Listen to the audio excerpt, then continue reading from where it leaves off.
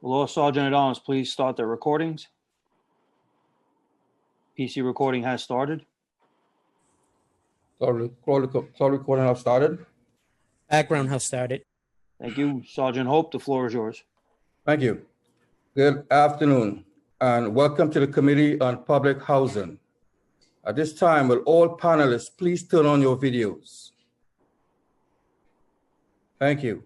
To minimize disruption, please place all electronic devices to vibrate mode or silent mode.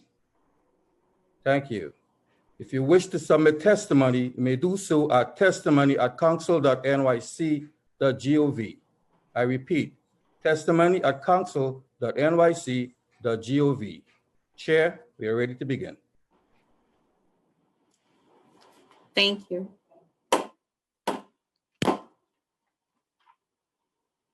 Good afternoon, everyone, and thank you for joining us. I am Council Member Alika Ampry Samuel, Chair of the Committee on Public Housing. Today, we will hold an oversight hearing on mold conditions at NYCHA developments. We will learn about the conditions contributing to the mold problem, and we will also hear about steps NYCHA is taking to abate mold, to prevent its future growth, and to keep residents safe from its harmful effects. We will also hear introduction number 1911, sponsored by Council Member Richie Torres, in relation to the provision of information to residents of NYCHA regarding the mold ombudsperson. Residents everywhere, whether they are living in the city or the suburbs, private or public housing, have a right to housing that is safe, clean, and habitable. This means a home that is free from serious health and safety hazards like lead paint, rats, and other vermin. It also means a home that is free from dangerous, toxic mold.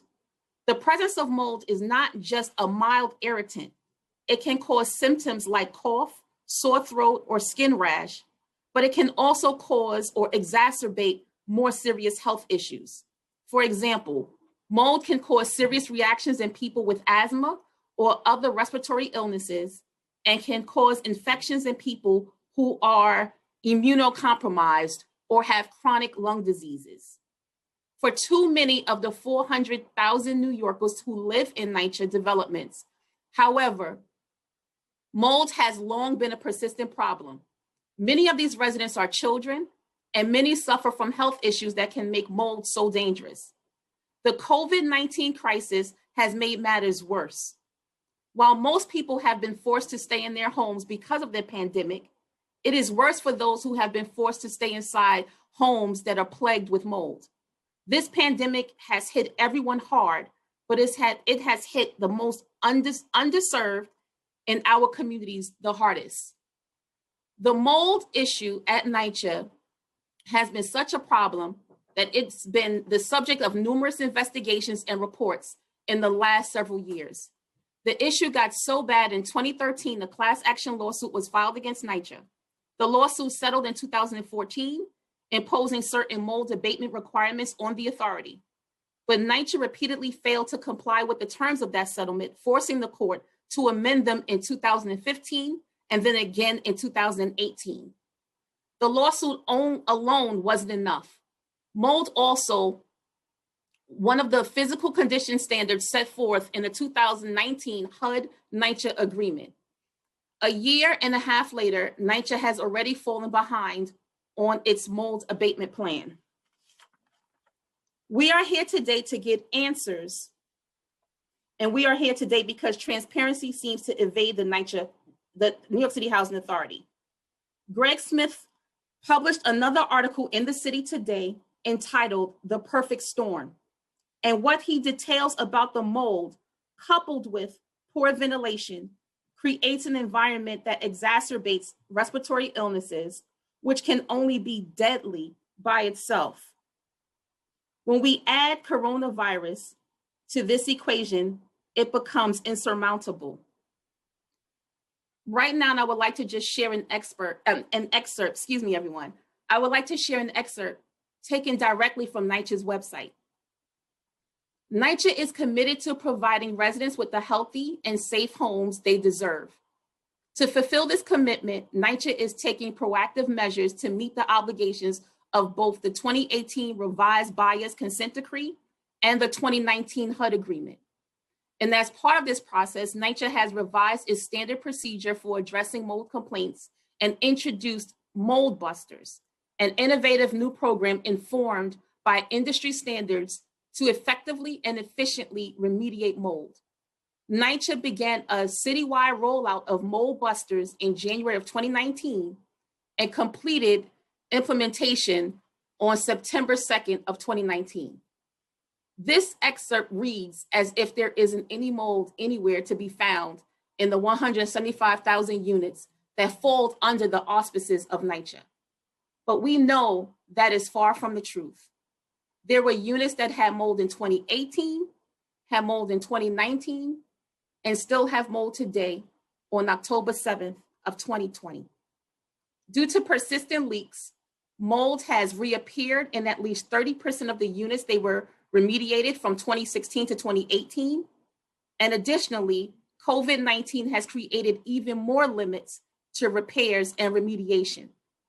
NYCHA's Independent Mold Removal Unit, the MRU, has, by their own June reporting, only assisted 600 households and resolved 250 complaints. Today's numbers are just as unimpressive. Here we are, years upon years, federal cases and a federal monitor, a tenant ombudsperson, authority-wide strategic planning, mold-specific planning, deadlines coming and going, extensions, more deadlines, more extensions, reworking of plans, more rescheduled deadlines, resurgence of mold in already abated units, and all the while, the problems of mold infestation growing, lingering, and continuing to damage New Yorkers who are most vulnerable. Today, the committee is trying to learn what has gone wrong in NYCHA's efforts to fix its mold problem and what can be done differently. We recognize that some amount of mold is inevitable, but many of the conditions that accelerate its growth can be addressed. NYCHA can improve ventilation in its buildings. NYCHA can stop focusing on superficial patchwork cleanup and instead prioritize deep cleaning that gets at the root cause of mold. Today, the committee hopes to learn what NYCHA can be doing better to more efficiently address this problem. I would like to thank my fellow committee members who are present today, and the council will read those names. And now I will turn it over to committee counsel to, you know what, let me stop there because I know that we're going to hear the bill from Council Member Richie Torres.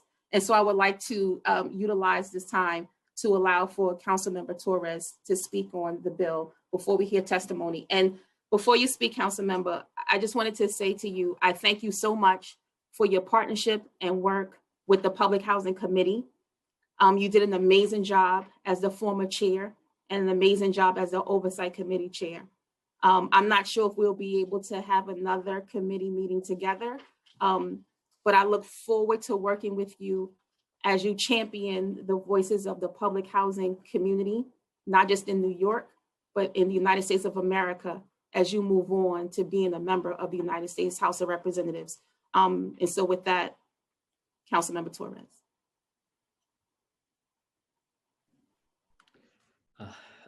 Thank you, Alika, for those kind words. And, you know, I have great admiration for you and your leadership on the Public Housing Committee. And I look forward to working with you as I enter the next chapter in my life. You know, I introduced a bill on molds out of frustration.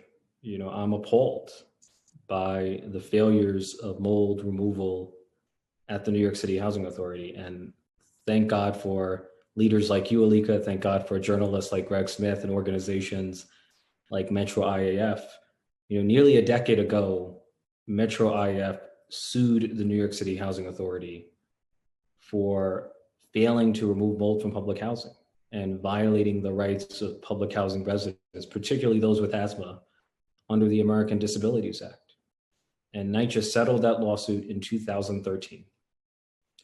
And in the 7 years since then, we are no closer to solving the mold crisis in public housing.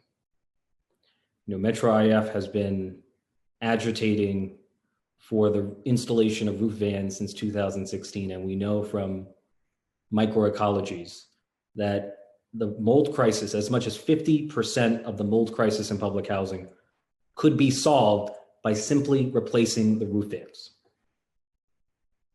50%, even with all the disinvestment in public housing. And NYCHA pledged in 2018 that it would repair all the broken roof vans by 2019, only to renege. And now NYCHA has pledged that it will replace 10,000 roof vans by June of 2021. And I desperately want to hear what that plan looks like, because for us to be waiting since 2013 is unacceptable. And we're living in a time of heightened racial awareness, when there's greater awareness of systemic racism. I would submit to you, nowhere is there greater systemic racism than in public housing, which is ground zero for disinvestment and mismanagement. Most of the people who live in public housing are overwhelmingly low-income people of color. And if the people in public housing had powerful lawyers and political action committees and powerful lobbyists, there would be no mold crisis persisting for nearly a decade. So it's unacceptable. We're sick and tired of the excuse making, and we deserve to hear from NYCHA a concrete plan for finally fulfilling the pledge of repairing 10,000 roof vans or replacing them. We cannot afford to have the latest broken pledge, because the story of NYCHA far too often has been a story of broken promises, and it's time to keep our word to the residents of public housing.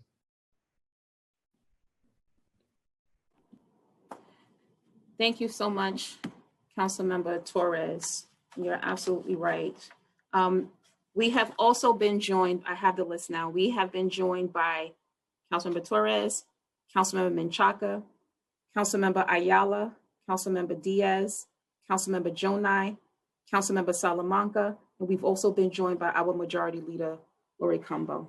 And with that, we will now hear from our committee council to go over some procedural items. Thank you. Thank you. I'm Audrey Sun, counsel to the City Council's Committee on Public Housing. Before we begin, I want to remind everyone that you will be on mute until you are called on to testify, at which point you will be unmuted by the host. I will call on panelists to testify. Please listen for your name to be called, as I will periodically announce who the next panelist will be. First, we will hear testimony from a NYCHA resident, Ms. Karen Blondell, followed by NYCHA, and then members of the public. During the hearing, if council members would like to ask a question, please use the Zoom raise hand function and I will call on you in order. We will be limiting council member questions to 2 minutes, including responses, and if there are more questions, we will have another round of questions. So first, I would like to call Ms. Karen Blondell.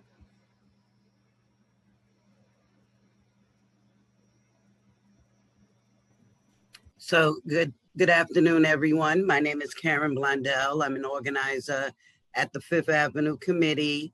I'm also very active civically in the Red Hook community. I'm a part of Resilient Red Hook Initiative, Red Hook Local Leaders, you name it.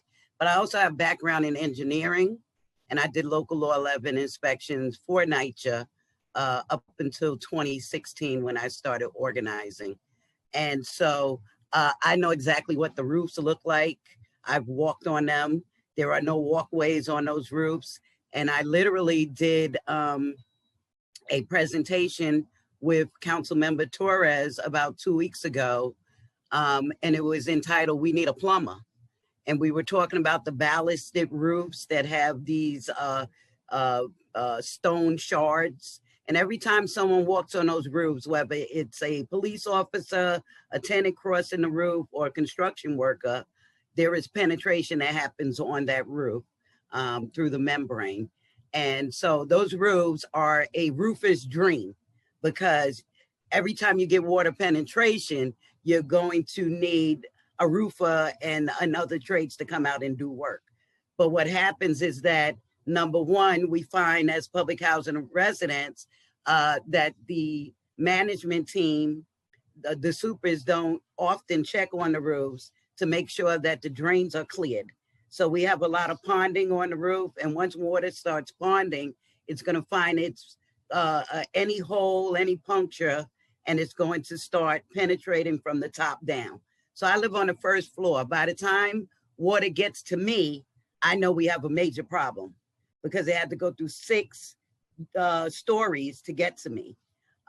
So in Red Hook, we had a full roof replacement by FEMA because we were hit hard by Sandy.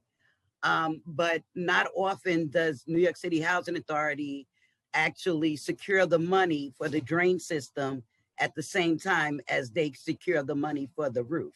The roof is a system, and that system requires drainage. So it's really important that they have enough staff knowledgeable to go up there and to check those roofs for these punctures, for these different particles and things that could go inside of the drain, including when construction workers go up there and have a beer or two while they're working. And we know that's a part of what happens in construction. And so all of these things are being found in the drain. It's compromising the drain. And then what's happening is the water has to find its way home. And it finds its way home through our walls, and it causes mold. So I wanted to bring that up about the drainage system. I also want to bring up about the fact that we found that asbestos is a toxin. And for years, they were using asbestos to wrap around the hot water riser, because a hot water riser is going to have condensation in a wall. And so every time the water is turned on, there's condensation going on in the inner wall. So once they found out that asbestos was toxic and they started removing that material, they haven't replaced any material to absorb that condensation. So this is another area where you're going to have continued mold. I don't often see, I have never seen a HEPA device brought out to the developments to dry any of these areas once water penetration has breached it. And that's another issue. They're not following the protocol set by the manufacturer on how to use preventive maintenance on the building, on the risers, and what to do in replacement of the asbesto insulation that we were using prior in these buildings. And so I would actually look at each building. One good thing about Red Hook is that we do have bathroom windows, and so we can regulate the humidity in the bathroom by opening and closing that window. At least I can, but for elderly, that might still be a stretch because they would have to lean over the bathtub and have enough strength to actually pull the window up and down. And that's the second thing, the windows. The windows of old used to go out like this and come in. Those were the best windows, but they're also more costly. And as you know, New York City Housing Authority goes for lowest bidder. And so we now have these windows with these balances on the sides, and you can look at any development across the 5 boroughs, and you will see that at least 25 to 50% of those windows are off skewed. That means that those balances are broke, and that's another area where water penetration is coming into our apartments and causing mold. Even the manufacturers tell you that one of the places you'll find a lot of mold in a multiple dwelling building is in the window wells. So that's the place where the window locks down into the groove, and those side well areas where this balancing beams are. And finally, what I found with Local Law 11 is that contractors will cut corners wherever they can. And so windows require caulking. And what's happening is that they're using very little or no caulking. And if there's no caulking to hold that window sealed, you're going to have water penetration through the lintel and the sills. And I'll stop there. Thank you so much. Thank you so much for that testimony, Ms. Blondell. I really appreciate the information. I also wanted to let everyone know that we've also been joined by Councilmember Van Bramer. Committee Counsel Audrey. Thank you. We will now proceed with testimony from the administration. Elena Tenchikova, Daniel Green, Razul Azarnejad, Vlada Kenif, Brian Honan, and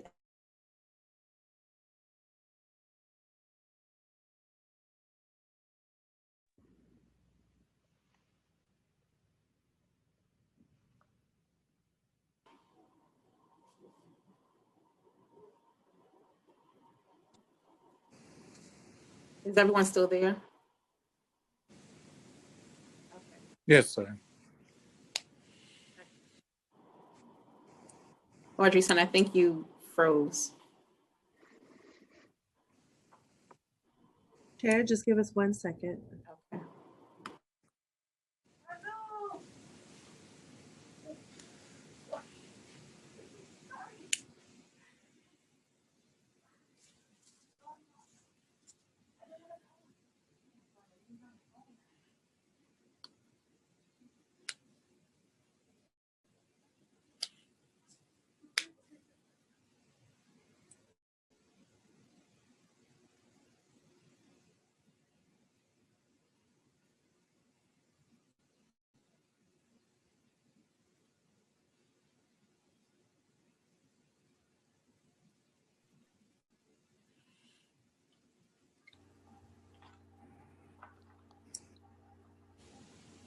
Okay, we will now be hearing from the administration, who will be testifying, Vito Mesichulo, Daniel Green, Razo Azarnejad, Elena Tenkikova, Vlada Kenif, Brian Honan, and Emma Vitiliano.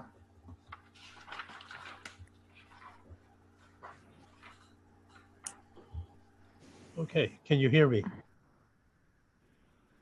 I will now administer the oath. After I say the oath, please wait for me to call your name and respond one by one. Please raise your hand. Do you affirm to tell the truth, the whole truth, and nothing but the truth before the committee, and to respond honestly to council member questions? I do. Vito Mesichulo, I do. Elena Tenekova, Tenchikova, I do. Daniel Green, I do. Razo Azarnejad, I do. Vlada Kenif, I do. Brian Honan,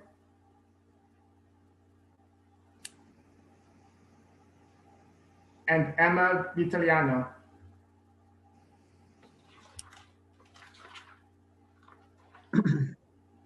I believe Mr. Honan would like to affirm. I do. I'm sorry. I was on double Thank you. mute there. Thank you. You may begin when you're ready. Hold on, Jose, we're still missing Emma. Oh, Yep.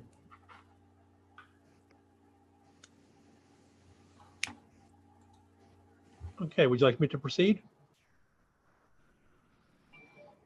So just hold on one moment. We're waiting on Emma's response.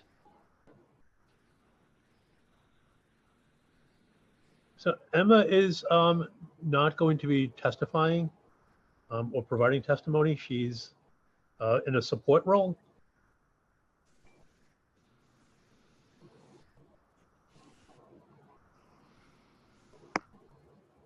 Okay, you can proceed with your testimony.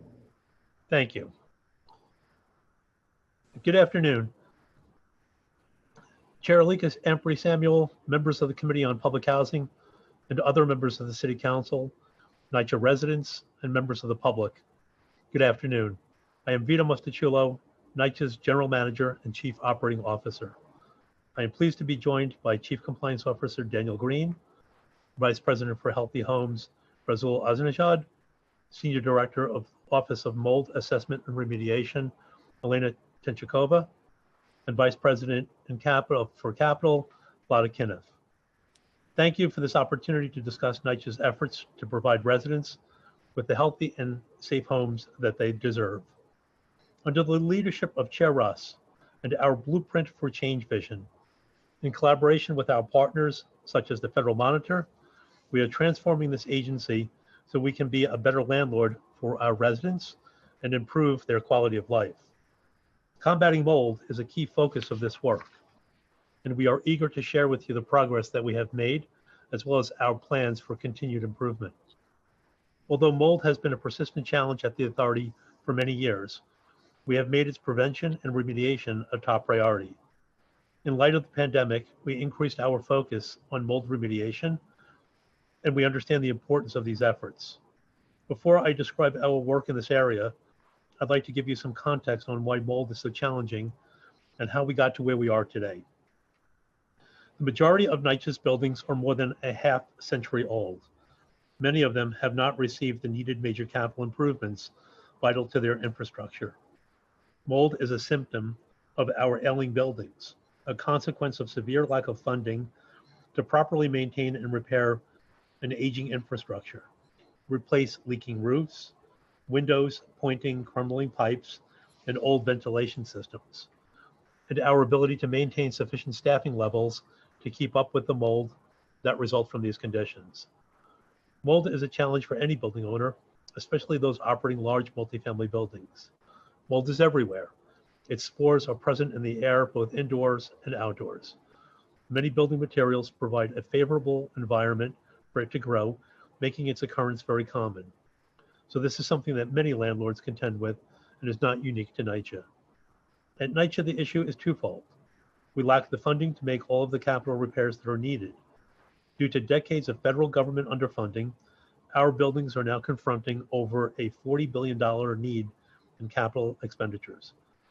Identifying the source of mold is not straightforward. The moisture that promotes growth mold can come from any sources such as a leaking roof, leaking pipes, or another apartment. If the source or sources are not properly identified, the mold may come back. Once the source is identified, the corrections can sometimes involve complex repairs to address it or even require full capital replacement of a system. To address this critical issue for our residents, we implemented Mold Busters, an innovative program to combat mold, developed a mold and leaks action plan in collaboration with the Federal Monitor, as well as residents and resident advocates, and are working with an independent court-appointed ombudsperson to resolve mold issues. We are also bringing major renovations to our buildings through a variety of preservation strategies and investments.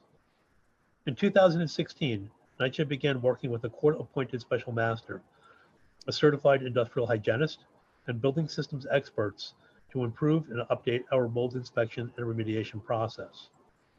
This was part of our work to fulfill the obligations of the 2014 Bias Consent Decree, which requires NYCHA to abate mold and excessive moisture and their root cause in a timely and effective manner.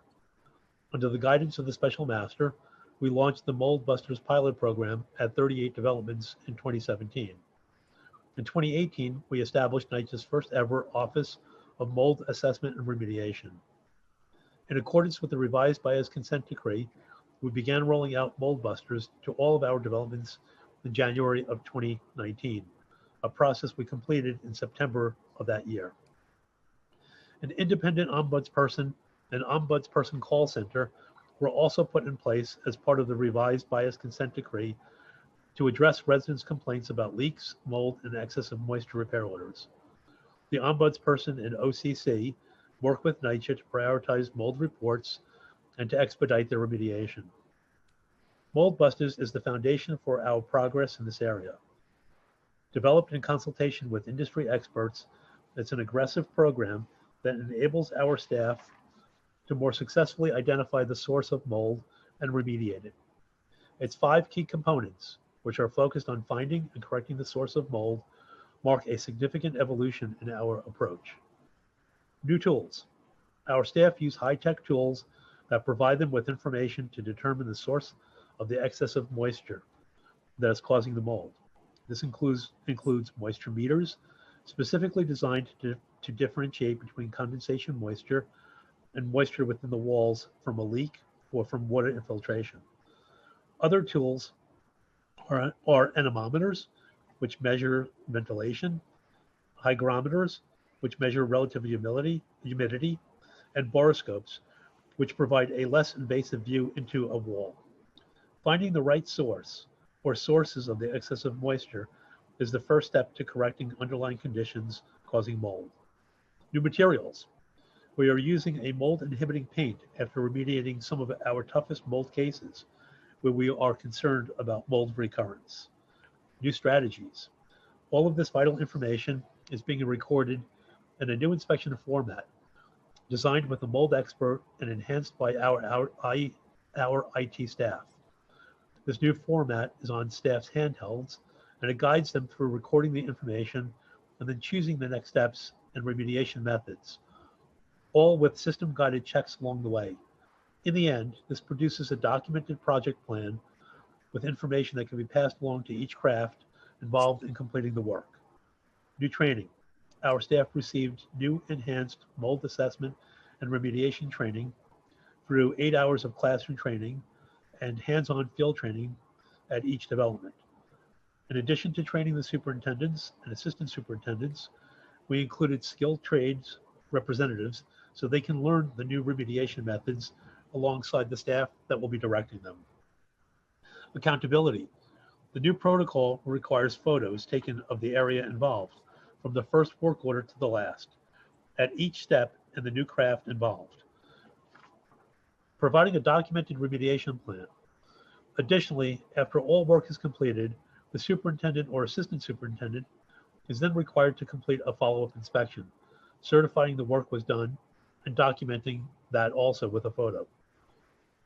In July of 2017, NYCHA completed inspections for over 38,000 mold work orders and performed remediation work for nearly 22,000 work orders.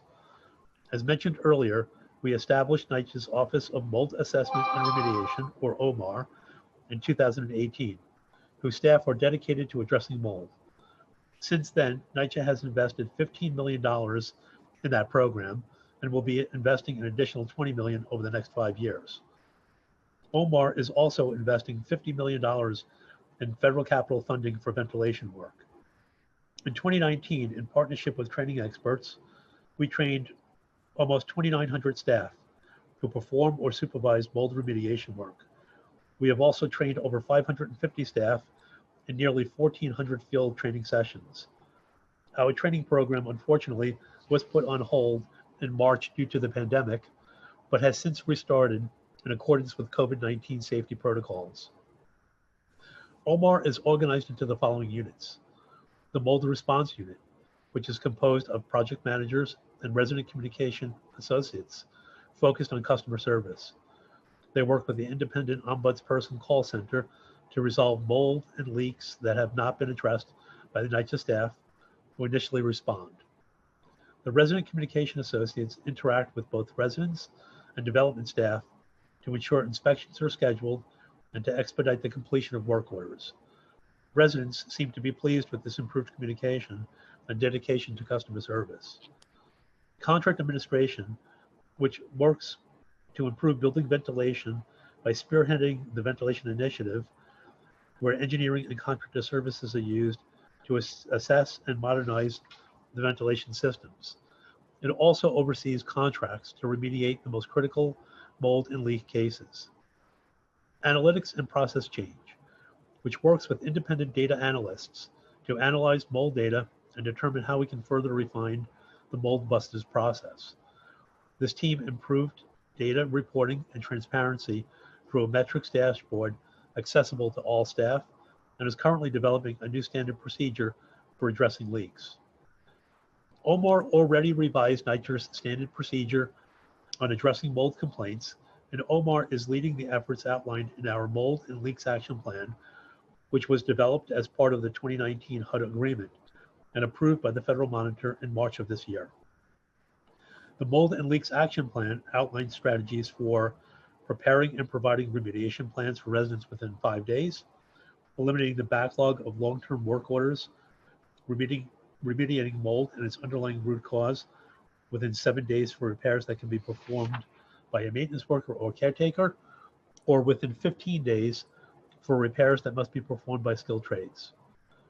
increasing staff and vendor capacity for mold and developing relocation policies, restructuring skilled trade scheduling and improving communication practices, improving and repairing mechanical ventilation, developing clear and enforceable protocols for roof and roof fan inspections, improving communication and engagement with residents on mold prevention and remediation processes, training of staff on mold response, increasing staff capacity for addressing emergency leaks, and creating a new standard procedure for leak control.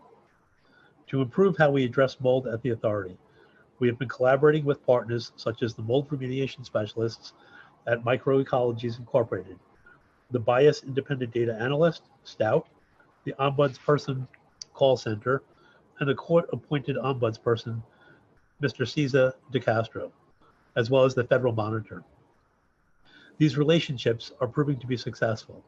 For instance, in the last reporting period, May 2020 through July 2020, no cases required action from the mold ombudsperson. In addition, residents now have several channels for reporting mold complaints. NYCHA's Compliance Department, the Federal Monitor, and the OCC, entities that all communicate and coordinate regularly to address residents' concerns. NYCHA informed residents of how they can obtain assistance from the OCC through the NYCHA website, a rent insert, emails, newsletters, flyers, social media posts, a NYCHA journal article, as well as outreach to resident leadership. It's an effective partnership. The OCC has assisted over 2,200 households with mold and leak-related complaints as of July 31st, 2020. As of that date, NYCHA is in the process of resolving complaints for 74% of those families and fully resolved cases for 525 residents. I would like to note that neither the HUD agreement nor the BIA's consent decree requires NYCHA to replace roof fans. We are doing this proactively to ensure we comply with the requirements that all roof fans are operable. We are replacing roof fans portfolio-wide thanks to a variety of funding streams, and we inspect roof fans on a monthly basis, repairing or replacing them whenever necessary. Since 2018, we have spent nearly $3.7 million on repairing or replacing roof fans. We are also replacing nearly 950 roofs, benefiting 180,000 residents, thanks to a $1.3 billion investment from Mayor de Blasio. These upgrades will go a long way in eliminating the leaks that create favorable conditions for mold. Please note that the timeline to complete this work has been impacted by the pandemic.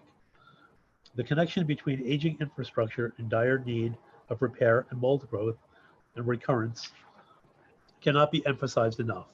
That is why our blueprint preservation strategies, which will bring top to bottom renovation of every building in our portfolio, are an essential part of our work to combat mold across the authority. These renovations involve new kitchens and bathrooms, ventilation, and plumbing, areas that are critical to preventing mold from occurring in the first place. We thank you for your support of these preservation ideas and strategies, which will bring improved quality of life for our residents in so many ways. The way forward. While mold is a long-standing and challenging issue, we have the partners and plans we need to overcome it. With the Mold Busters program, the Mold and Leaks Action Plan, major capital investment, and partners like the Federal Monitor and OCC, we will continue to make real improvements at the authority that make a real difference for residents. Again, we thank you for your support. As always, we welcome your suggestions as well as feedback from our residents on how we continue to make progress together. Residents, of course, are our most important stakeholder and are at the center of everything that we do. We are happy to answer any questions that you may have. Thank you, Vito. So we'll just jump right into it. I just have just some clarifying questions first based on your testimony. On page 4, under taking action in mold leaks, you say that since July 2017, NYCHA has completed inspections for over 38,000 mold work orders and performed remediation work for nearly 22,000 work orders. And so just reading that, I'm under the impression that you're talking about from 2017 until now. So we're looking at a number of 38,000 work orders that came in, and 22,000 work orders were remediated. So can you kind of clarify what does that actually mean? And as of today, how many work orders across NYCHA's portfolio are related to moisture and mold in NYCHA developments? Give us a context of what's happening today and what do those numbers actually mean? So the numbers are, as you indicated, they are the number of work orders that were addressed during that time period. We will work on getting you what percentage that represents of the total number of work orders. I don't have that in front of me at this minute, but while we are going through the hearing, we'll make sure that we get back to you with that answer. So how many work orders, as of today, right now, and how many open work orders do you have that are related to moisture and mold? So as of today, we have 15,517 open mold work orders. And we have a breakdown of the categories. It's important to note that within that 15,517, 11,212, or 72%, are either in progress or the work has already been completed. And the reason why it is still open is because it is still pending a QA inspection that's required to close the work order. Okay, so can you give me the breakdown then? Since So within the 15,517 open mold work orders, so there are 883 that are awaiting initial inspection. There are 2,376 where the inspection has been completed. There are 9,529 where repairs are underway. How many? Wait, say that number again. Sure, 9,529 where repairs are in progress. There are 1,683 where the repairs have been completed. And there are 1,046 that are in a reinspection process. That totals 15,517. Okay, so going back to the 9,529 repairs in progress, can you break that down? What does that mean in repairs in progress? So someone came out, like what does that mean? Sure. So the inspection had already taken place to determine what the root cause was, and mold. In order to remediate a mold condition, it requires several steps. So it's not most of the repairs are categorized as complex as opposed to simple. A simple repair is something that a maintenance worker or a caretaker can address on their own. A complex case involves multiple trades. So when I say that they're in progress, it could mean that the wall had been opened, the plumbers have identified where the leak is and are currently working on repairing the leak. But there are additional steps that need to be taken after the source has been abated. So in order to do a proper mold remediation repair, it requires several steps in the process and oftentimes several different trades. So out of the 9,529 that are in progress, how many are simple and how many are complex?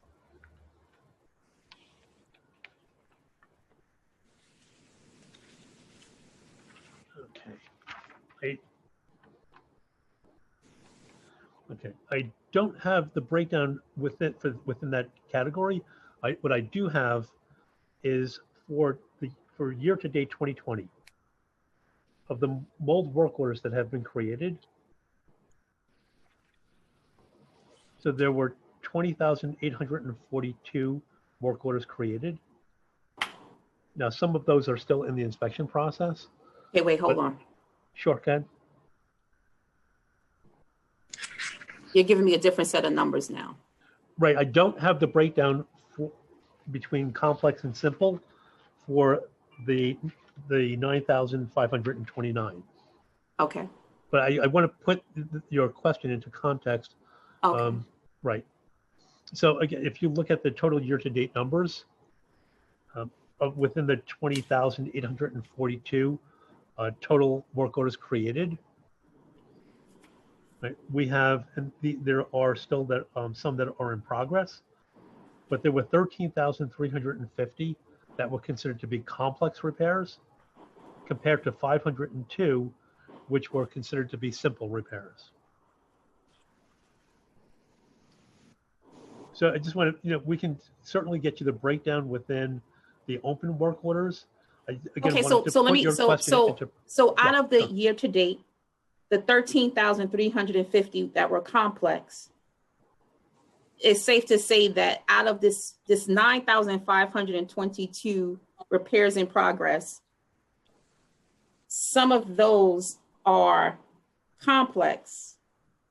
Because if we're looking at 13,350 that are complex and 520 that are simple, just looking at the percentage of complex issues versus simple issues, that 9,529 number that we're seeing would have the majority, we can say, majority of those are complex. Right. So I mean, that's kind of safe to say, right? Yeah, right. Yeah. So I was just given the numbers. So within, and I will ask Elena to jump in on this question, but within the 9,529, 93 of those are simple repairs. 9,436 are complex. Oh, so you do have the number. Okay. Yeah, no. As I said, we were working on it as we were talking. But Okay, so Elena, if you'd like to add to this answer. Yeah, if there's any further questions that you have on how each of the phases are broken down, once the inspection is completed, I could further provide the breakdown as well. So Elena, what I'm trying to get a sense of and paint a picture as to what does it look like right now today on October 7th, the status of apartments in New York City Public Housing, New York City Housing Authority, like how many complex repairs are needed right now today in our developments. And when we talk about, and Vito, you just kind of gave a description of what complex could mean. And I heard like open walls, you can go, I've been in way too many apartments now where in the middle of repairing mold, they will go through, open up walls. I go in and I see plastic covering, exposed pipes and everything else. And so I'm trying to get a sense of what do these apartments look like today and what's happening to paint the picture, because we have, a whole lot of questions after this. Right. But I'm trying to get a sense of where we are today in order to be able to have a halfway decent hearing right now. No, absolutely. So and what I'm sorry, Elena, go ahead. Okay. My apologies. Thank you. And I apologize. I don't know how to raise my hand on Zoom, so I've been trying to wave down. Between what I would look at is where we have inspection completed and inspection started, and I would combine those, and that would represent 2,310 inspections completed that are complex repairs, plus the 9,436, which we already started some work in. And so in total, that would equal to 11,746. What I do want to say you don't have to say it again, because to start does not mean to finish. You're Correct. saying start. So what I'm confused right now. So what we mean by started is that we already began work with at least one of the work orders that are child under the parent work order. So that's what it means.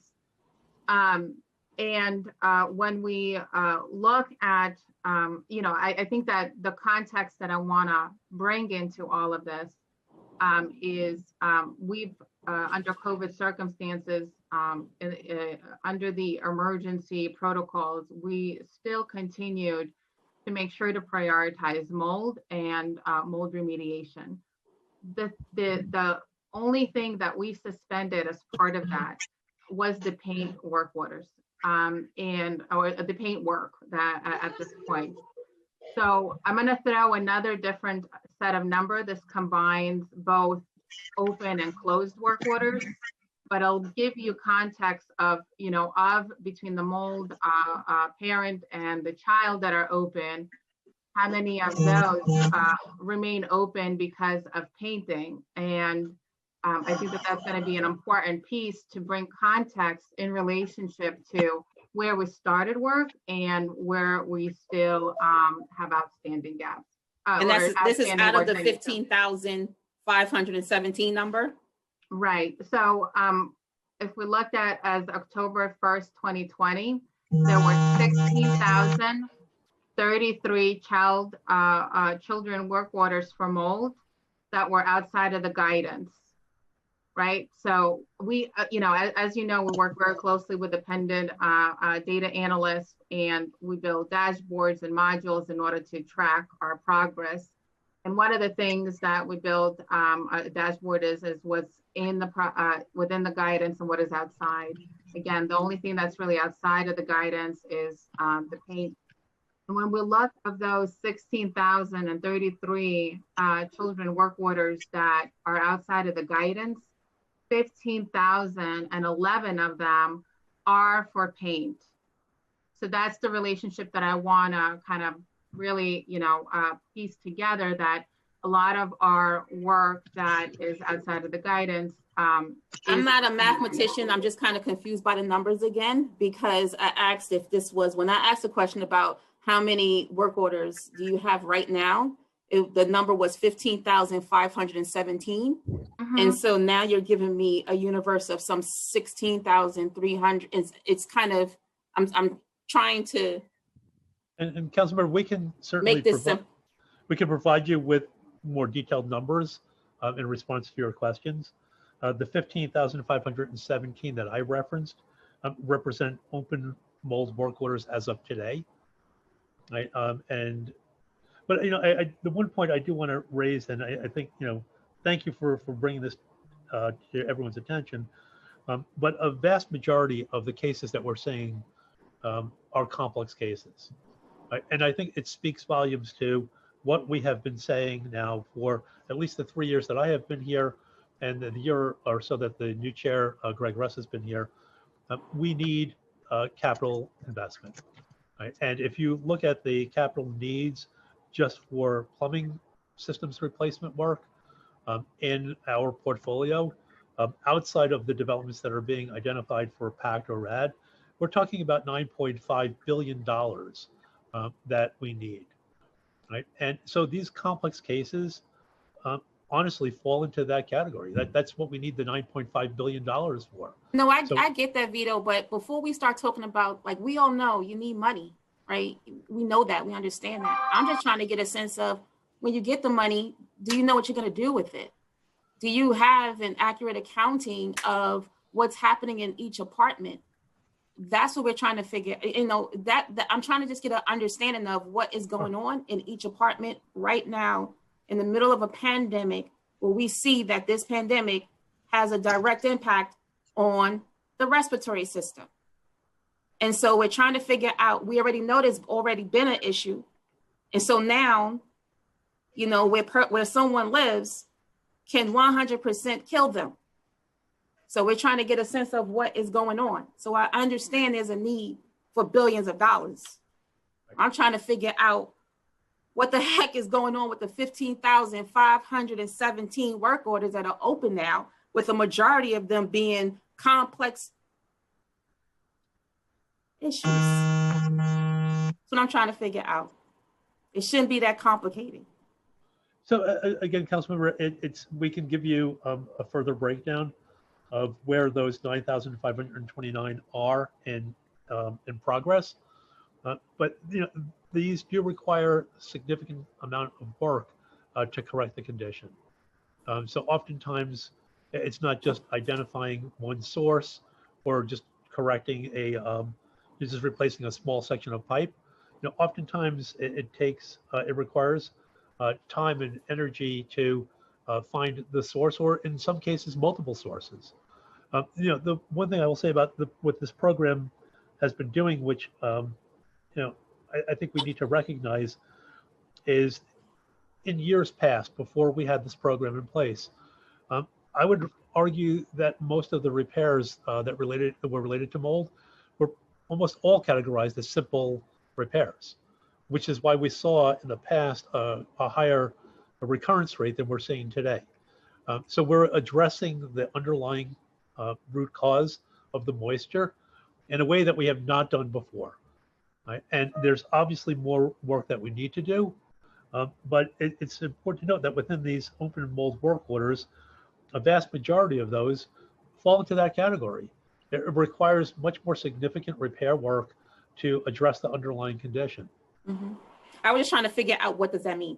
Like, what are the actual repairs? Like, what's happening? Get a sense of, is it 25% of it is related to the piping, 25% of it is related to a leaky roof, 25% of it is related to, like an internal, pipe bust, and there's another one is with the ventilate, like just trying to get a sense of what does that mean within this number that you gave us in order to have better context. But just moving on, because I'm sure that my colleagues, And I do want to say that with the new system and the capturing of the data that we have not captured before, we will be able to give you a further breakdown of where those 9,529 fall.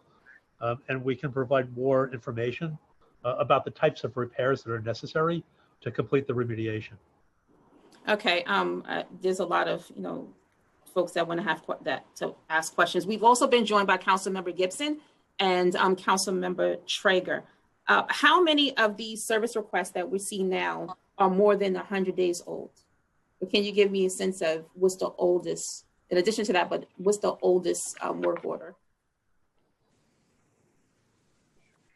Alina, do you have that at hand?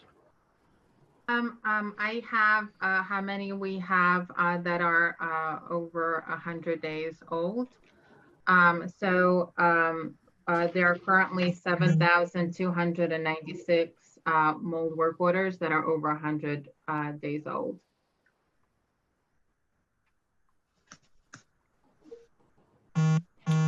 Okay. Okay. So it's safe to say that out of the 7,296, the majority of them are actually complex work orders. Again, I'm just going back to the testimony about, this being a top priority for the administration. Can you explain, like, how can you have so many complex work orders at more than 100 days old? Sure. So certainly, I think the testimony that I provided really does speak to the urgency that we're giving mold and the investments that we've already made.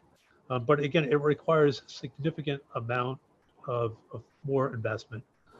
We have $50 million allocated for the roof fan replacements.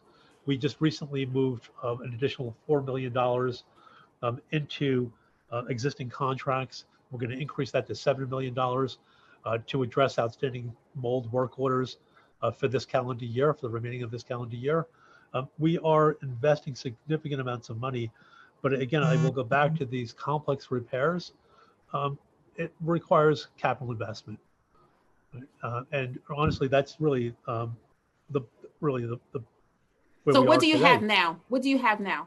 What funding sources are currently used to abate mold and nitrogen developments? What are you working with? So we are working with a variety of funding streams. So there's the city capital, which we just talked about, to replace roofs and to do exterior work on our buildings. That represents approximately $1.6 billion, of which $1.3 billion has already been invested. We have federal capital and federal operating dollars that are being dedicated, as well as we are anticipating using some of the additional state monies, the money that was given to us last year, to address mold remediation. So we're using any and all funding streams that are available to us. The 1.3 billion that's already invested, is it like 1.3 billion was already invested in roofs. and spent, or like already under contract? It's been completed, or Vito, I can answer this question. Oh, sure, Vlada, go ahead. I'm sorry. Yeah, so the 1.3 billion is committed to the mayoral capital roof replacement program.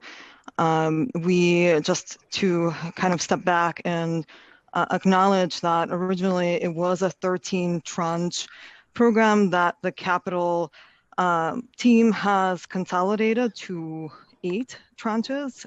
It is, by doing that, shaved off potentially 6 years off of the original timeline. And so to date, we have completed work on 14 developments, and 189 roofs are completed. Right. And I want to add to what Vlada just said. It's important to note that we did shave off a significant amount of time, over 6 years, from the original completion date of the roof replacements. And I do want to give credit to the mayor for that. The mayor and I were sitting on a newly installed roof at one of our developments. And when he asked me what the plan was moving forward, how many years would it take to complete it, he said we had to do better. So I think that and what we have done by shaving 6 years off of the roof replacement plan, I think that really, it speaks to the importance that we're giving these issues, right? That we take mold and we take the underlying conditions seriously. Shaving 6 years off of a completion for the replacement of, I believe it's 970 or so roofs, is significant. So just throwing that out there, and I'm gonna end my questions here for now. Back to this 9,529 that are in progress. How many of those are within the developments that are receiving the investments for the roof repairs? We would have to do that analysis and get back to you. And just trying to get a sense of how do you prioritize, like how do you, where you spend your money, and comparing that to where the complaints are coming in. When you say prioritize our investments, are you talking about the roof replacements? Roof replacements, piping, whatever money that you have coming in, how do you prioritize that based on how do you prioritize them? Yeah, I mean, Vlada, would you like to speak to the methodology that was used for the roof replacements? Yeah, again, I'm not as familiar with the roof replacement methodology. I'm relatively new in this role, and I can get back to you, but I do understand that there is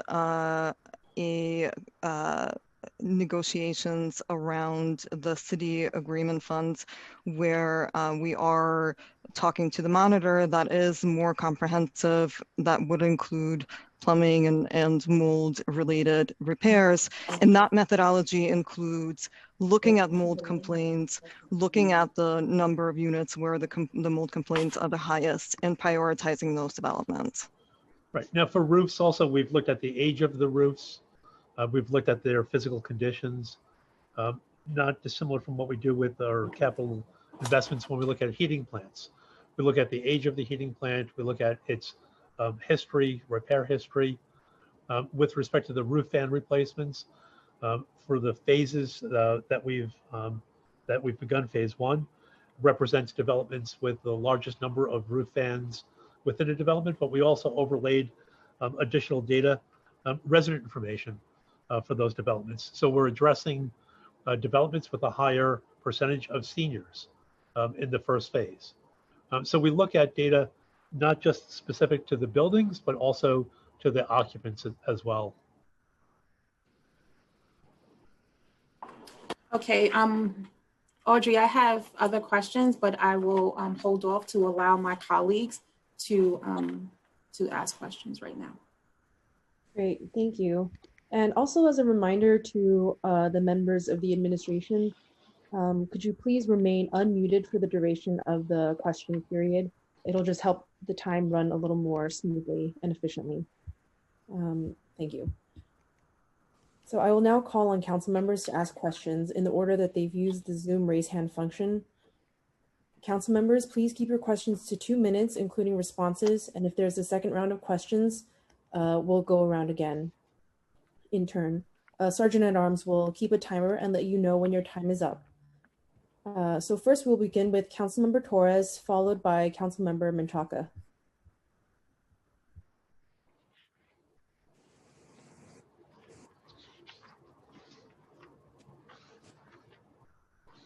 Yep. Since I have 2 minutes, I'm going to ask two questions, yes or no.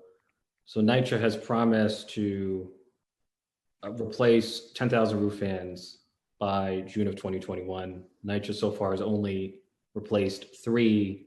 In order for you to achieve your own goal, you would have to install more than 1,000 roof fans every single month until June. Do you presently have the capacity to install more than 1,000 roof fans at the New York City Housing Authority so that you can achieve your goal? That's question number 1. Certainly. Thank you for that question. I'm not quite sure where the 3 number comes from. Within the first phase. So what's the right number? What is the right number if it's not 3?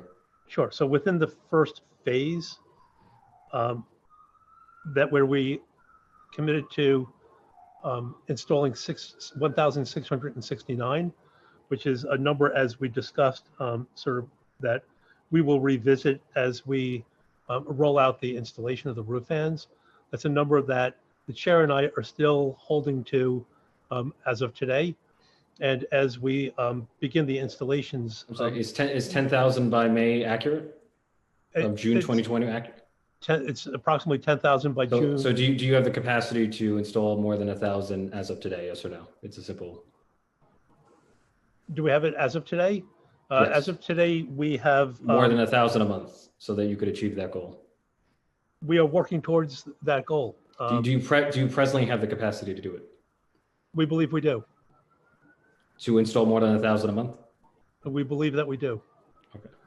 And we will continue to bring on additional contractors to increase, to make sure that we meet that goal. The second question, and I might ask a little more time if I can. So the city reports that there were 47 developments, 22 of which were senior only, that had higher than average infection rates. You know, one of those developments on 152nd Street and Cortlandt Avenue had an infection rate as high as 9% compared to a citywide average of 2.9%. And nearly all of those developments had mechanical ventilation systems that date back to the 1950s and 1960s. It's been well established that poorly ventilated, overcrowded apartments like those in NYCHA are petri dishes for the spread of COVID-19. Do you acknowledge that the failure to repair or replace the mechanical systems, the mechanical ventilation systems at those developments could have been a contributing factor in COVID-19 infection, morbidity, and mortality at those developments? According to the city, more than 900 residents were infected and more than 60 died. First, sir, the pandemic has been, has it impacted not just NYCHA and not just the city of New York, but the entire country and the entire world. And as we have seen from the statistics, COVID-19 has impacted communities of lower income and Black and brown communities more than it has any other community. Right, but I'm referring to those 47 developments, right? My answer is no, sir, to your question. Do you think there's a relationship? No, I do not. Because this is the premise. You don't think there's a relationship between ventilation and coronavirus transmission? No, sir, I don't. And I have not seen. I have not seen medical or scientific data. Well, I just want to say the opinion of the Housing Authority is out of touch with the science, because the science is pretty clear that poor ventilation is a contributing factor, does raise the risk of transmission. Sir, what I will say first is the assumption is that our roof fans are not working. That's not an accurate assumption. Then how do you explain Sir, that? so let me, if I may finish. Let me know, but how do you explain there are disproportionately higher rates of infection, mortality, and morbidity in developments that have these outdated systems? Is that a coincidence? Well, sir, do you know what the same rates are in the surrounding geographic area? You're identifying very specific buildings. I do believe that those developments were in zip codes and geographic areas where there were higher percentages that above what the citywide averages were. So I don't believe that just by focusing on a specific building is an accurate statement. It's 47 buildings out of 306, the demographics. But sir, do you know what the percentages of infection rate were in that neighborhood? Well, I'm just curious, has NYCHA done an analysis to study the relationship between ventilation and coronavirus transmission? We have not. Is NYCHA willing to do that analysis, or? We are willing to work with anyone who wants to help us improve on our process. And if there is information that we should have that will help direct where we should be doing our roof fan replacements in a more expeditious manner, we'd be more than glad to sit down with anyone, right, and have those conversations. Yeah, I'll be honest with you. I'm troubled, and I'll end it here. We know two facts. We know that poorly ventilated apartments are petri dishes for coronavirus transmission. We know this. We also know that there was likely to be a subsequent wave in the fall and in the winter. And during the summer, the New York City Housing Authority and the City of New York missed an opportunity to ensure that these apartments were properly ventilated so that residents could be protected from future transmission. Like, I refuse to believe that New York City, with a workforce of 400,000 people and a budget of $90 billion, could not figure out how to ensure that these apartments had roof fans, enough ventilation to protect them from coronavirus transmission. And I just think that's a real failure on the part, not only of NYCHA, but the whole administration. This is not rocket science. Like, as much as 50% of the mold crisis in public housing could be solved simply by replacing the roof fans. I agree, NYCHA has a $40 billion capital need. It will take time to replace the roofs and the bricks and the pipes, but roof fans are straightforward. That is the simplest means of driving down the rates of mold growth in public housing. And I feel like the Housing Authority in the City of New York is failing. So I'll leave it at that. Okay. I just want to read something real quick, just for the record. 1 second. The United States Center for Disease Control and Prevention issued new guidance on its website Monday, October 5th, acknowledging what virus experts and environmental engineers have been stressing for months. It's easy to catch the coronavirus and develop COVID-19, the disease that causes it, from other people. And this can even happen when you're 6 feet apart or more. This is especially true when you're together in a closed space with poor air circulation, where the virus may act differently. So I just wanted to read that from the CDC, who updated their guidelines, and I wanted to put that in the record and let the facts be known. So, but I do want to add, though, again, so since 2018, we have been performing monthly inspections of the roof fans, which have resulted in over 1,100 roof fans being repaired and over 1,600 roof fans being replaced. So it's not, and again, I want to preface what I said earlier.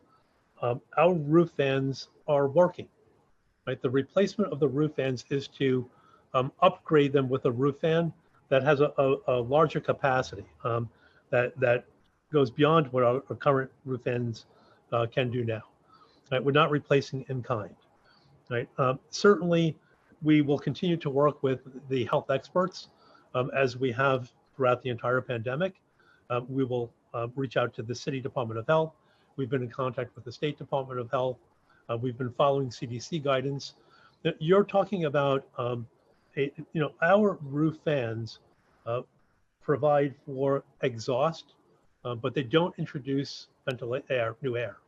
Right? They basically are a conduit for moisture and condensation to leave the room. Right? But this is not an HVAC system. Right? The roof fan does not serve that purpose.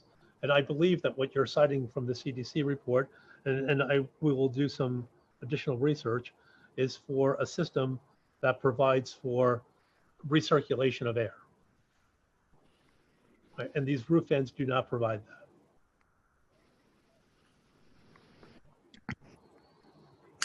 Audrey.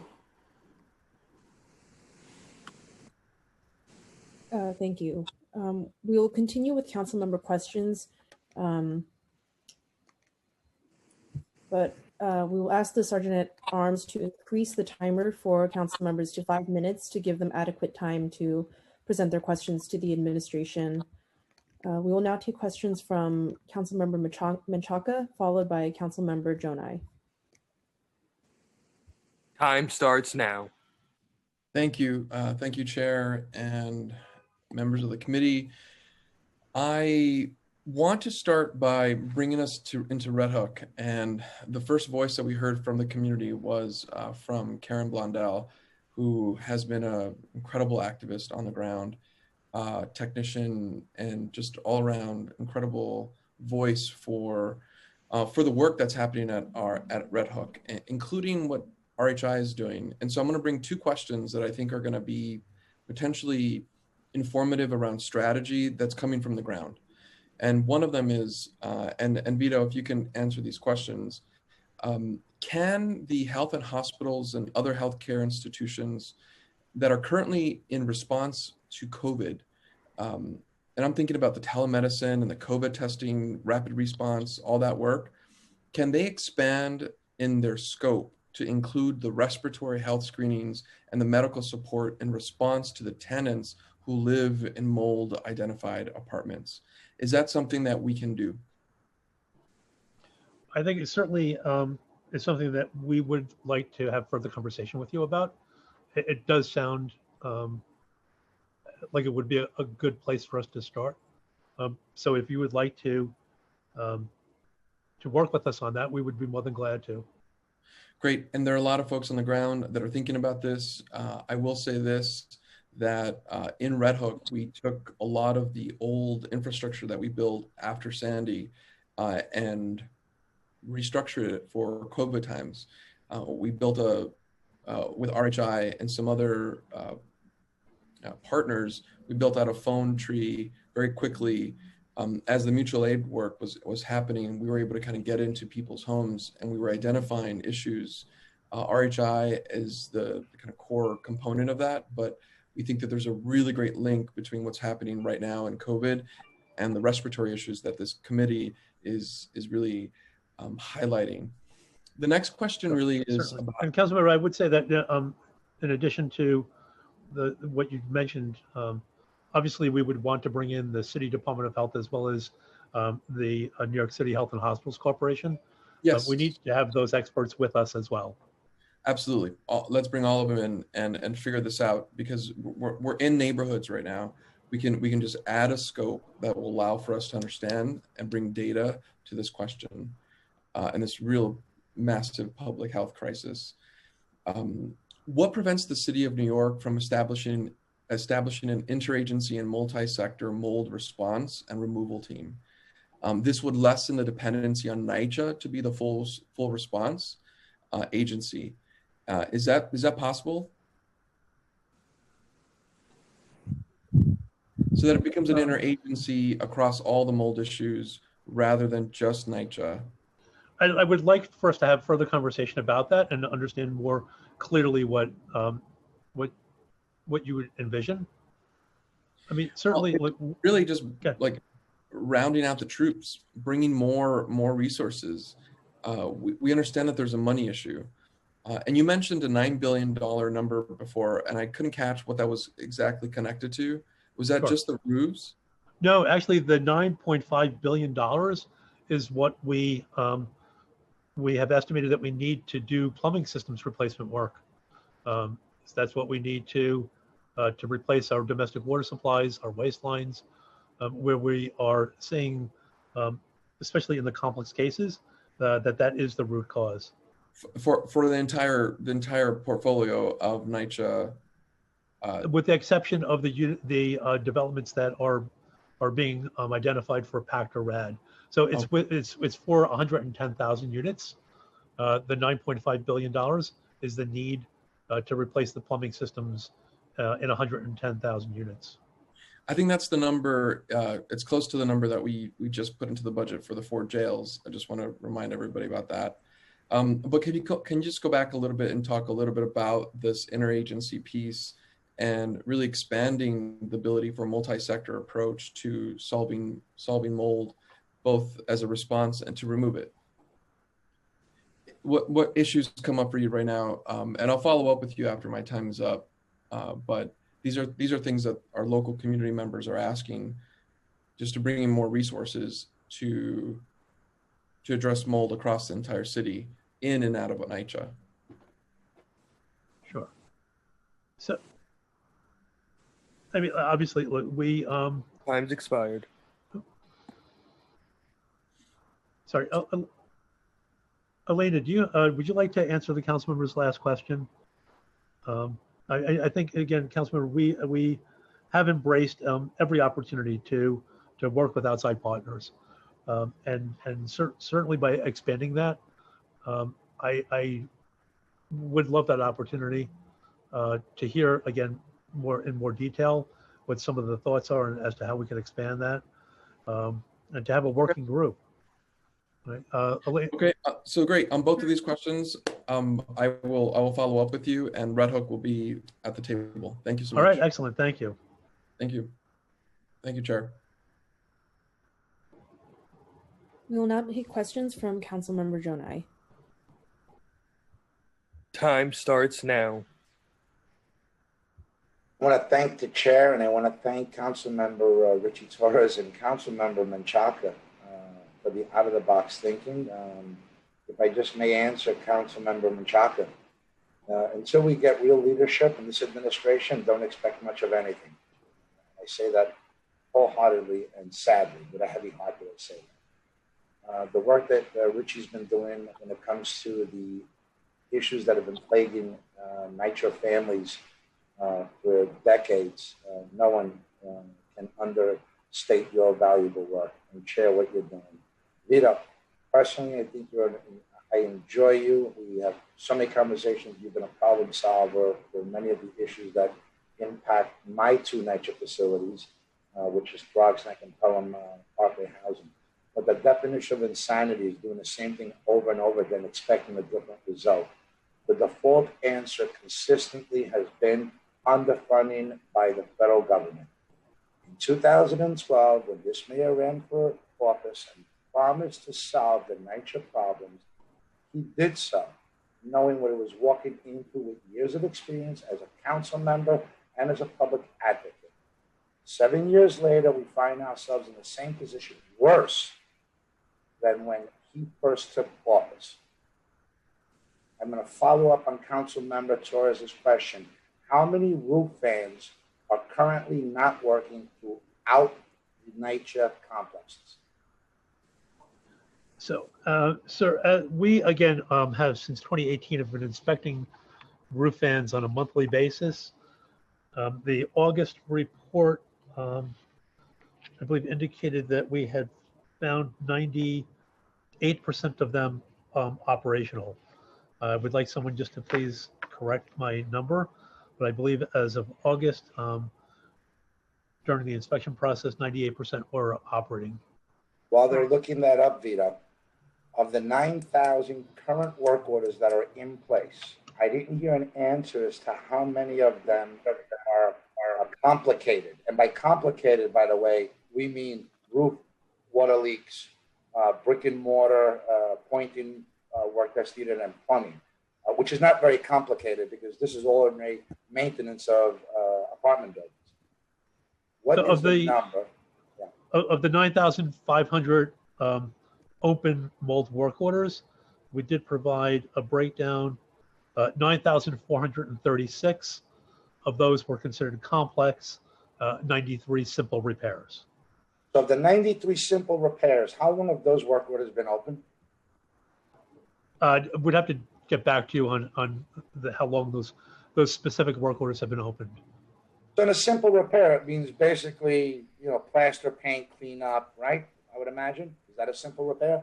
It's a repair that generally would not require multiple trades, right? So we were easily we were able to easily identify the source, and that a maintenance worker could address not only the source but also then correct the condition. So it's typically where, again, it doesn't require sequencing of a work order from one skilled trade to the next. Right? Then to put it in perspective, since January, Pelham Parkway has received 130 tickets regarding to mold repair that is consistent and not being addressed. And currently, we have 50 apartments at Clogsnick Housing with major mold issues that have been ongoing for years, which contradicts the policy of mold repair and remediation, 48-hour response. This is a constant follow-up, follow-through, close the ticket out, identify a problem, come back 6 months later to the same issue. I don't expect much to come out of this, and I pray that 2021 comes sooner than later with a new mayor and a new administration, someone that's really taken on these challenges. Because till then, all we're doing is jeopardizing the lives of the 175,000 families in NYCHA systems, which is consistent majority brown and black residents that are paying the price. And as was stated earlier, if they had lobbyists, they would never be in this circumstance. The question, because of your background when you were working at HPD, at what point does gross negligence become criminal? Because what we have here is gross negligence of this administration to protect the families that occupy the 175,000 units in our city. When will it become criminal that someone actually goes to jail for the lives that they destroyed, the pain and suffering that they're allowed to continue, for those that have asthma to suffer and actually become play a role in the mortality rates of this city? And if you can answer that, Vito, I would love an answer. No, sir, I can't answer that question. But what I would offer, though, in response to your earlier statement, I've been in government now for almost 4 decades, right? And when the mayor asked me to come to NYCHA, he asked me to come over to try to make improvements. And one of the reasons why I said yes was because of the mayor's commitment to public housing. And in 4 decades, I have not seen a mayor make those same commitments to trying to address the needs of public housing where others have failed to, right? And we have seen more investment, city investment, in the last 7 years than I have seen in 40 years. So sir, when it comes to this administration's commitment, the mayor stood with me and we signed the agreement with the HUD secretary and with the Southern District. The city of New York did not have to sign that agreement, but the mayor's commitment to public housing, I think, was demonstrated when he stood there and signed that agreement with us and committed to making further city capital investments in public housing. Then maybe the chair can ask this question. Are we better off today than we were in 2012? Are you telling me that NYCHA housing is safer and the quality of life of those residents is better today than it was 7 years ago? Is that what you're telling me, Vito? So I will tell you, we can sir, look at the open work orders and we can show the number of people that are suffering that they can't get the basic of repairs, let alone heat and hot water, which is a whole other catastrophe. well, sir, I would argue that in the last 3 years since I have been here, yes, quality of life has improved, right? Are we done? Absolutely not, by no means. But have we made improvements in the quality of life and in the conditions of the buildings? In the 3 years that I have been here, I would say yes, absolutely. Then I guess we didn't need the HUD to step in. And we No, wouldn't no, be. sir, I never said that. I never said that. And I never said that we're done. There's a lot more work to be done. And certainly the HUD agreement and the collaboration that we have with HUD and the monitor and the Southern District was necessary. And it's putting us on the right track. It's creating work plans that we had not seen before. It's introducing a new way of thinking. But I would also argue too that we were moving in the right direction even prior to the signing of the agreement, right? But with the federal monitor and with all of the new partners that we have in making NYCHA a better place for residents to live, I believe that we're moving in the right direction. I do. Thank you. Thank you. We will now circle back to Chair Ampry-Samuel for additional questions. If any other council members have further questions, please raise your hand on Zoom and we will call on you in turn. Chair Ampry-Samuel.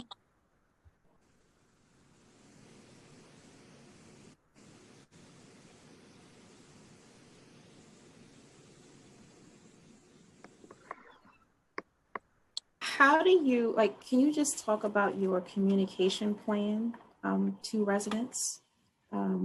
In particular, can we just kind of go through the, if a resident is not home and you are, seeking access, can you just let me know, how is that actually going and what's really happening with those repairs and those individual Sure. residents? I'm going to ask Elena, would you please speak to how the process works and what the procedure is if there's a no access? And also if we require access to another unit where we have identified where the source of the leak might be coming from? Sure. So when the inspection or request for repair is initiated, it is either done through contacting the CCC or through my NYCHA app. The tenant is, a resident is asked to select a date within 4 days. So that way we could comply with the 4-day inspection requirement, as well as issuing of the remediation plan within 5 days. At that point, if we settle on a date, that's the date that the tenant, that the staff will go. In the case where we are not able to come to an agreement, the resident is informed that we will come within the next, that same day. Now, if this is happening in the morning, staff will attempt to make entrance in the afternoon. If the conversation or the request comes in the PM, then we're going the next day. And at that point, we would also inform the tenant that we may use the right to access. At that point, if we fail to gain entry when we're making the attempt, within that day or the following business day, if this is coming in the afternoon, then we would leave a 48-hour notice and then, attempt to come back. Can you just kind of go through the numbers, out of the work orders that are pending, is there a percentage of those that are related to access? I don't have that information in front of me, but I certainly, we could work to get that. I would, want to say that under COVID-19 circumstance, this is something that we have seen as a challenge because people are concerned about their safety and so forth. And we are being more sensitive to the climate that we're in now if we weren't under COVID-19, pandemic emergency. I mean, and this was particularly telling in the months of end of March and throughout April when we've seen a big dip in mold repair requests that were coming in. And then we've seen a steady incline to now residents being a lot more willing to have us there. But we certainly will work to get the access rate data for you. And Elena, I would, just from looking at the reports and from the report from Stout and our internal reports, I mean, certainly the fact that we're doing more communication to our residents and we're reaching out to them in advance of sending out the super or the assistant super for the initial inspection, and we're discussing with them the process. I think that those communications have greatly improved our access rate. Some of the challenges that we still have are where we need to access another unit in order to make a correction. Right? And as we have done in the past with other repairs of this type, if we need to exercise our right of entry in order to correct a condition that is impacting another unit, we stand ready to do that. Right. I would like just to take a quick opportunity. When Councilmember Torres asked me if I believe that we had the capacity to complete the roof installations by the end of year, and I had said yes. I just want to state that we have been aggressively working to bring on additional contractors. We hope to have 3 additional contractors on board as early as next week to perform roof installations. And we will continue to bring additional contractors on because I want additional bandwidth. I do believe that the progress that we have made is putting us on track to complete the roof installations as we had said we would. Are we currently at the capacity to install 1,000 a month? We're not, but we're working towards that goal. And I do believe with the efforts that, and this has been an agency-wide initiative. Absolutely every part of the authority has been working on this. This is one of our highest priorities. And I do believe that we will achieve that. And we will reset that as we move along. As we start to do additional installations, as we start to bring on additional contractors, we will make adjustments as necessary. We'll continue to be transparent about where we are in the process. And the chair and I have had many conversations with respect to this particular issue. And we have been open and honest about where we are in the process and where we believe we will be. And we will make adjustments as we move along.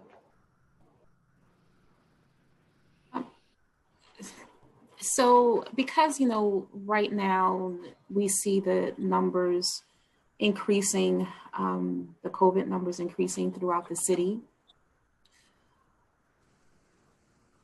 The COVID pandemic has impacted the goals and the deadlines that were set out in the HUD-NYCHA agreement.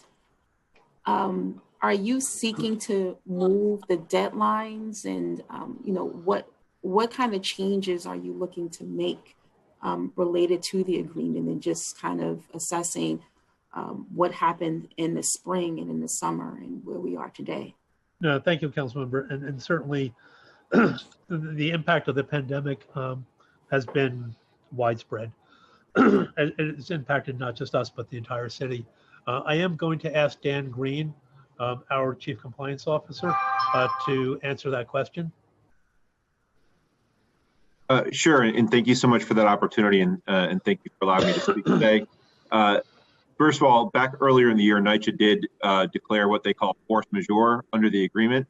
So we basically, because of the national disaster, were unable to comply with certain deadlines. That was sent to the monitor and to our federal regulators. They agreed that it was a force majeure condition because the pandemic was beyond NYCHA's control, and so now NYCHA is going to have to work with the monitor and with the federal stakeholders to reevaluate some of the deadlines, most certainly under the action plans and maybe under the agreement itself. I will say the monitor is holding us to a very tight standard. They want us to make sure that we're using our best faith efforts to comply with the agreement, even under these very unexpected circumstances. And so we're continuing to discuss with them on each of the pillars: lead, mold, heat, FOS, how the pandemic is impacting those deadlines, and what would be more reasonable deadlines, or what are reasonable but aggressive deadlines in light of the pandemic. So those conversations are ongoing, evolving. I think this lasted a lot longer than anybody expected. So I think that once we kind of get to a point where the pandemic has stopped affecting our operations, we'll be able to come up with those deadlines. But I want to just be clear: every day we're working towards those deadlines as if we could meet them.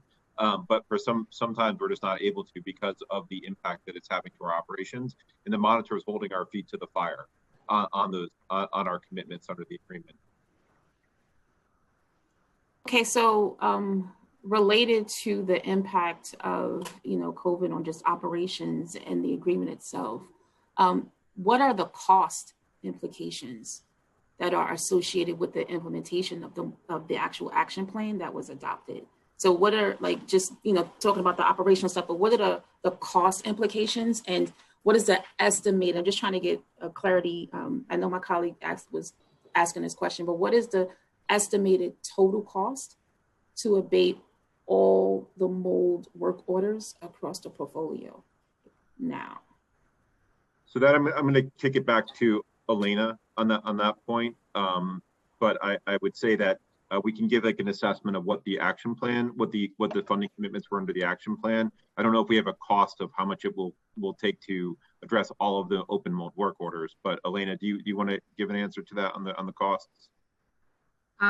Sure. So on the ventilation side, we've committed $50 million over the 3 years between 2020 to 2022. There's been an investment of $16 million this year alone in increasing the contract capacity. $4 million, which was allocated to Office of Mold Assessment and Remediation. We also have approximately 2.5. I'll need to circle back the exact number, but we have additional funding that is allocated just for the mold assessment and remediation contracts that we execute and administer. In addition, we're in process of awarding two job contracts, which are $5 million each a year for the leaks. So there's been notable, certainly financial commitments that NYCHA has invested in order to comply. But I don't have a lump sum that gives the aggregated budget associated with all of the deliverables at this point. And if I can, Councilmember, just go back to what a number that I had provided earlier. When you just look at our capital need to replace our plumbing systems in 110,000 units. And again, what we've done is we've taken out the developments that are scheduled for PACT and RAD. We need $9.5 billion just to do the plumbing work. Right? And to your question about how COVID has impacted us, just the disinfecting of our buildings, the cost to the authority was approximately $30 million over 6 months. And as we implement the ever-changing guidances that are issued by the city and the state and the federal government in how to perform work in units, costs will increase. Part of the roof fan replacement work is also to go into every apartment and to vacuum clean the lateral vents and to replace the dampers. We have to get into every apartment. And it's not like it used to be in the past. Before we go into an apartment, we have to make sure that our staff have the proper PPE equipment, that we're providing our residents with proper PPE equipment if they don't have it when we walk into the apartment. And work is going to take longer and be more costly as we need to implement the guidances that are issued when performing work inside of apartments. So the pandemic has had widespread effects, not just on our ability to correct mold conditions, but for all repairs. And I totally understand that, which is why I was asking the series of questions related to, out of this universe of this number of repairs that have been called in that are not yet completed, how many of them are associated with no access into the units? And then, tying that back to what does that actually mean? Distilling it down to, is it the resident that, would like to have some protections? And, is it the staff? And what would it cost to, make sure that you have what you need in order to go in? Because remember, I had a constituent who we all know, after countless videos that Ms. Collins posted to the public of her mold situations, there was a need to relocate her and her son. And it took a lot of moving parts to be able to make that happen during the pandemic. No, And I know that was that one constituent, but multiply that by, we're talking about 15,000 orders, work orders that came in, and 9,000 that have not been completed yet. What does that look like? And that's what we were trying. And so now we're talking about, it is difficult, it's going to cost this, and we're trying to figure out what does it look like in order to, push in different places and know that you have the data, readily available to press play when it's time to move forward, especially with, Councilmember Torres heading to Congress. Yes. Soon. And we certainly would welcome the opportunity to have further conversations after this hearing on these issues, where we can do a more thorough analysis of the data that we have. And certainly the case that you mentioned and other cases, I want to go back to, in my testimony, we talked about the collaboration that exists today that we didn't have before. We have the ombuds person, we have the special master, we have OCC, we have the federal monitor, we have our internal compliance department, QA, EH&S, and we have OMAR. These are entities that did not exist in addressing these types of conditions before. And I have to say that the collaboration and the communication between these groups is really starting to show its full effect. Right? And yes, when cases like those serious cases are brought to our attention, we now have a platform. We have now the ability to address them. Whereas before, we honestly, we struggled with that. So I do want to say that that the platform that we currently have in addressing mold is something that we did not have in the past. I think this is the right step forward. Excuse me, Dan and his team have done incredible work with respect to mold.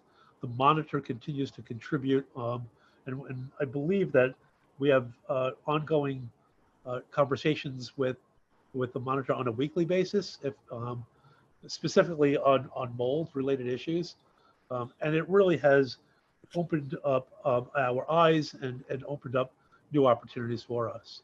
So I would say that the collaboration and the communication that we have is what has been long needed. Okay. So in your testimony, you talked about under the Mold Busters, just the new training where it states our staff receive new enhanced mold assessment and remediation training through 8 hours of classroom training and so on and so on and so on. So who does NYCHA hire to perform mold abatement in the apartments, and how many mold complaints can be abated per day? And, clearly this is just getting, again, the sense of who's doing the work in the apartments, what's the percentage of staffers that have been trained or not trained that are still in need of training, and, who's doing the work? Certainly. I'm going to ask Elena to respond to that. Yes, Elena thank you. Great, happy to. Thank you very much for the question. To answer the first question is who do we hire? When it comes down to contractors, we hire contractors that have licenses to remediate mold from the state and to assess. And as you may know, by the regulations, the assessor has to be separate from the entity that is remediating it. So that is part of the minimum requirements for our contracts. When it comes down to the staff that is doing the work, it depends on the square footage of mold. So if it's less than 10 square feet, caretaker X is responsible. So on the property management side, to remediate the mold. If it's between 10 to 99 square feet, this would What is fall- that? Can you just explain what's 10 10 square feet of mold? Sure. So as part of the inspection process, the inspector is required to assess how many square footage of mold is in the component or area and record that as part of the inspection. So that gets recorded on the room level, and then that feeds into the remediation plan.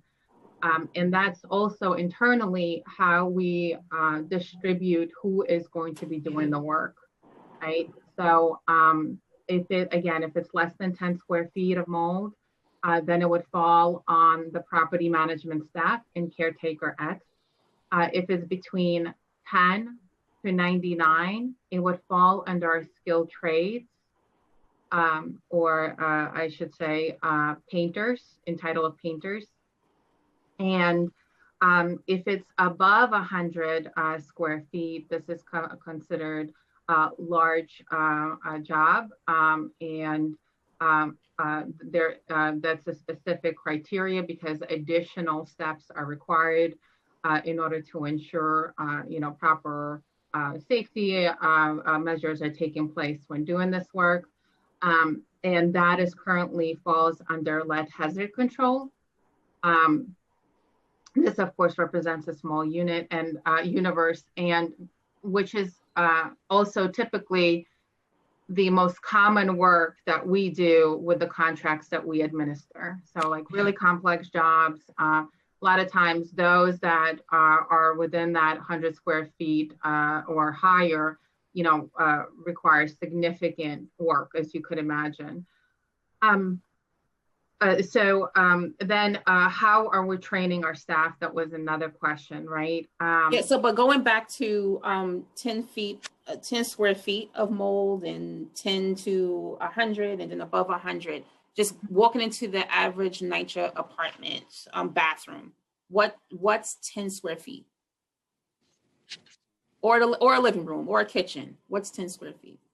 Yeah, I mean, I don't know how to quantify. I mean, you would, I think that the easiest ways you could do it is by looking at a paper, right? I mean, all of our staff that is doing this are required to take measurements as part of their regular basis, and it's not only tied to mold. Can somebody give me like a simple answer to that? And I'm saying that because, just a regular person just wanting to know, somebody coming into their home and you have you don't have a skilled trade, you have a maintenance worker coming in there to deal with the mold and not understanding that, because it's less than 100 square feet, then this maintenance person can do this. We'll go into, how they're able to do that, but just to get a sense of a picture of what does 10 square feet look like so that, folks can understand.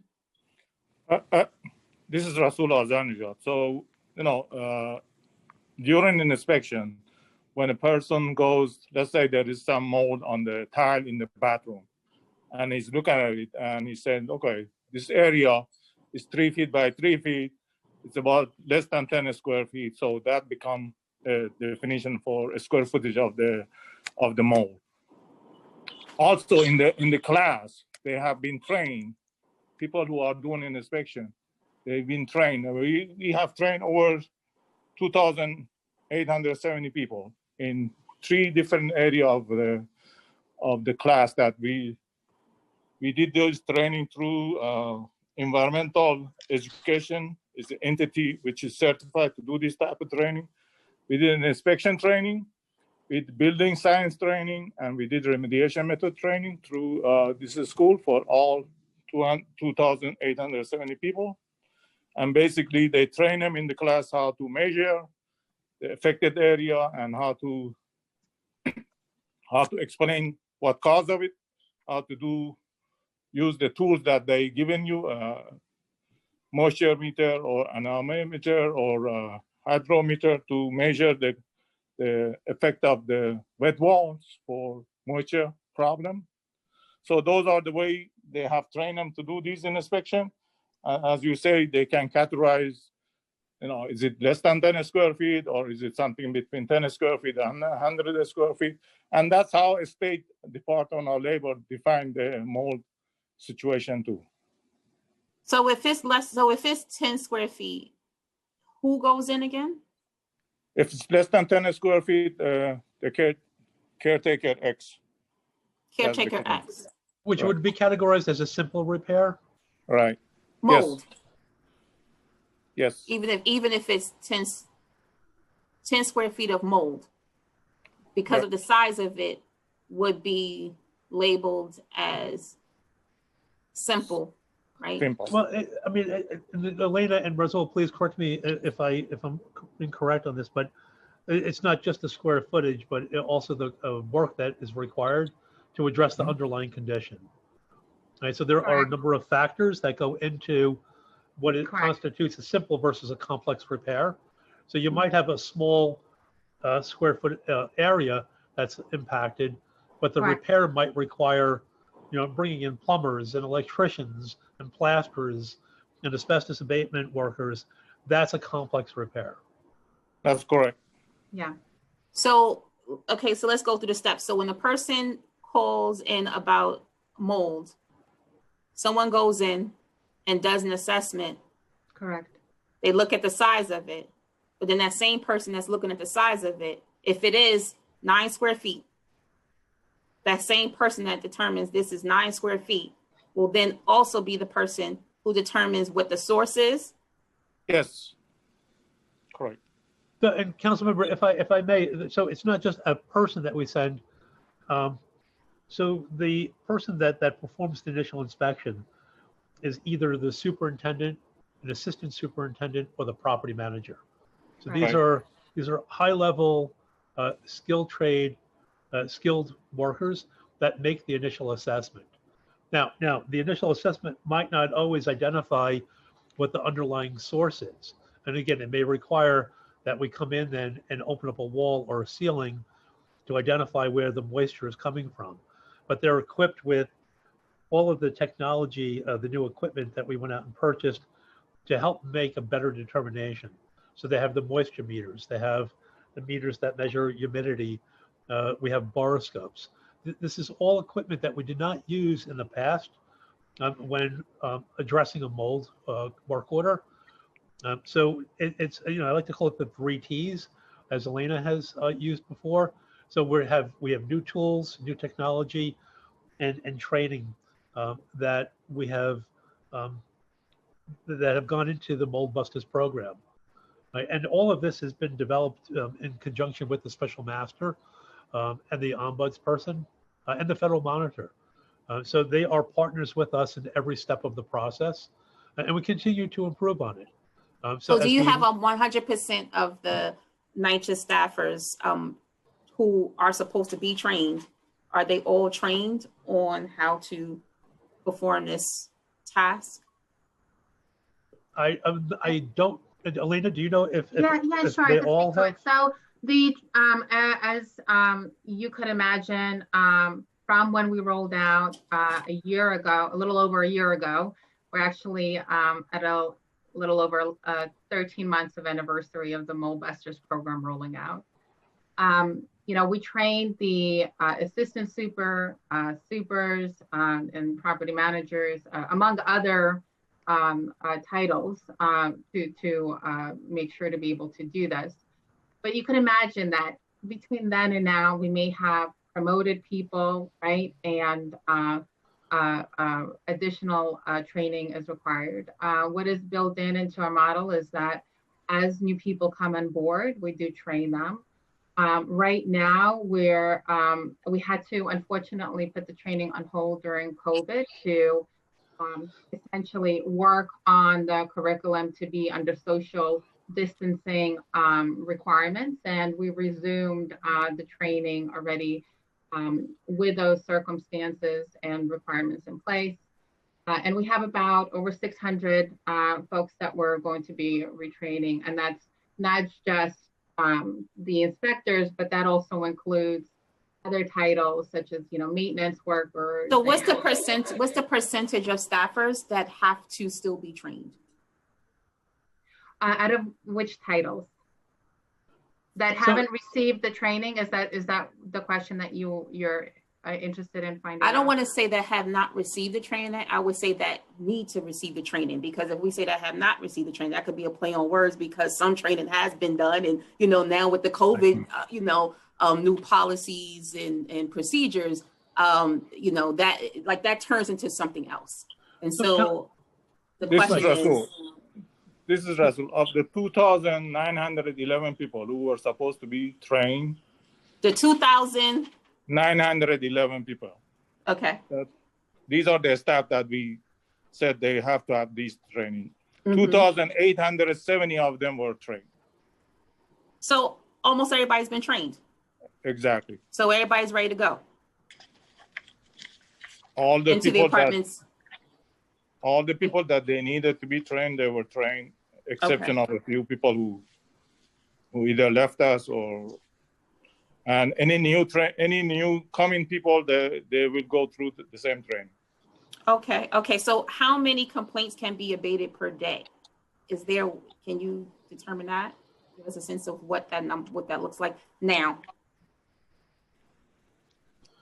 Councilman, we're going to have to get back to you on that answer. Okay. It's not a simple response. Would you say how many can be abated? Like categories, can you say that, you know, I mean, that is the general question, but is there a way you can answer it based on different categories? Can you say that, well, we are able to abate this type of mold complaint in this, you know, within this particular square footage, if there is no blah, blah, blah. If we don't have to bust a wall, we can do this amount per day based on the 2,870 people that have the training that was required to be able to go in and do assessments and know about the different tools and could continue down this pipeline. So I certainly think we need to have a further conversation and get some clarification on exactly what you're looking for. Again, this program has been capturing a tremendous amount of data, right? And we also need to make sure that we're staying within compliance of the terms of the agreement. And so why don't we have a conversation later about what information is it that you're exactly looking for? We can tell you how many inspections have been performed, what we think we need to keep on track. And then with respect to repairs, we're using a combination of both in-house staff as well as contracted staff. So it kind of varies depending on the questions that are being asked. I will say though that Dan Green and Rasul and I have been talking about reaching out to our partners and seeing if we can expand on the titles that currently we use to do these inspections.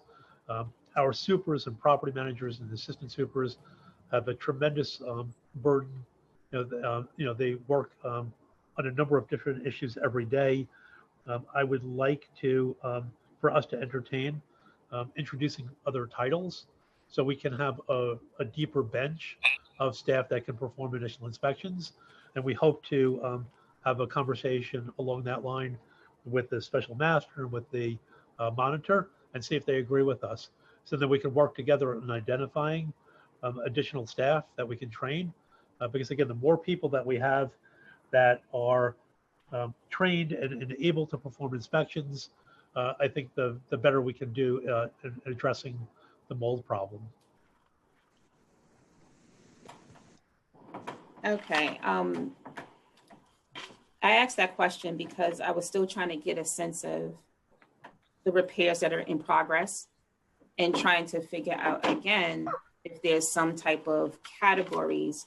And I asked a question about the types, like the like who's going into the apartments, to get a sense of when you mentioned the caretakers the caretaker X can go in and do if it's less than 10 square feet, and then it's the skilled trades, and then it's somebody else after 100 square feet.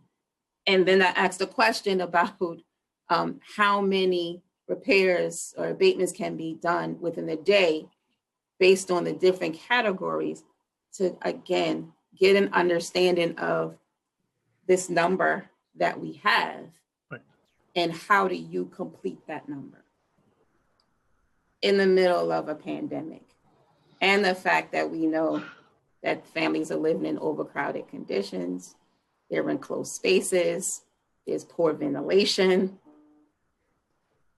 In order to have a conversation and give the folks that live in New York City Housing Authority some hope. That's why I'm asking that question. And I thought it was pretty simple. I didn't think it was a complicated question, but it seems that every time we ask a question, it turns into something that's unnecessarily complicated. Well, And it's Councilor, just, I would say that mold is a complicated issue, right? And there's no simple answer. And as you mentioned, when you add in but it can all be, of the other, but it can be, because it's about how do you communicate your problems in order to be able to figure out how to come up with solutions to the problems. And so if you are explaining something and you're exacerbated about the fact that it's complicated, it's going to continue to be complicated. But if we make something as simple as when you go into your home, and it should be a place that is healthy and safe for you to live, for you to breathe, we should figure out simple ways to address it. And if you like, and if it's so, I understand it can be complicated because you have so many different moving parts and so many different people. But just because something sounds complicated, there's always a simple way to be able to communicate what's going on and address it. Just even down to me asking a question about what is 10 square feet. When you walk into an apartment from the front door, do you put one foot in front of the other? Do we count 10 steps and that's 10 square feet? I'm just trying to, and I'm not asking for the staffers to know what the heck is 10 square feet. I asked that question because there's the public is on this hearing. They want to know what's going on, and I want to be able to articulate to them what the heck 10 square feet is so that they can know that they have a caretaker X going into their apartment, because we hear those complaints. The person that's coming to my apartment to fix my mold is not skilled. They don't know what they're doing. And I want them to know what the heck, I want to be able to articulate. This is what's going on in your apartment as it relates to mold. That's, to me, that's simple. Yeah. But that answer that I got from 3 different people was complicated as hell. I just want to know what the heck was 10 square feet. Chair, I really appreciate that. I do want to note that part of the process when an inspection is conducted, the person conducting the inspection, according to our standard procedure, is required to explain what the findings are, what that means, what the remediation plan looks like. We issue a mold inspection receipt. We also do, as you know, and we send a mailer that outlines what that looks like. We also are enhancing our campaign right now. We secured a vendor in order to help us, further enhance our communication with the tenants and our residents and families. And we're engaging various partners in this dialogue so that way we could incorporate that type of feedback. And I really appreciate it, right? Is like, and I will take that back. we're having conversations right now, and I think that it would be helpful to include visuals of what does that mean, 10 square feet? What does it mean, something that is considered a really extreme job, complex job. So I will take that feedback back. I will take it back to the working group and our vendors, and we'll build that in as something for, to further elaborate on as we further build out our communication to our tenants around the subject.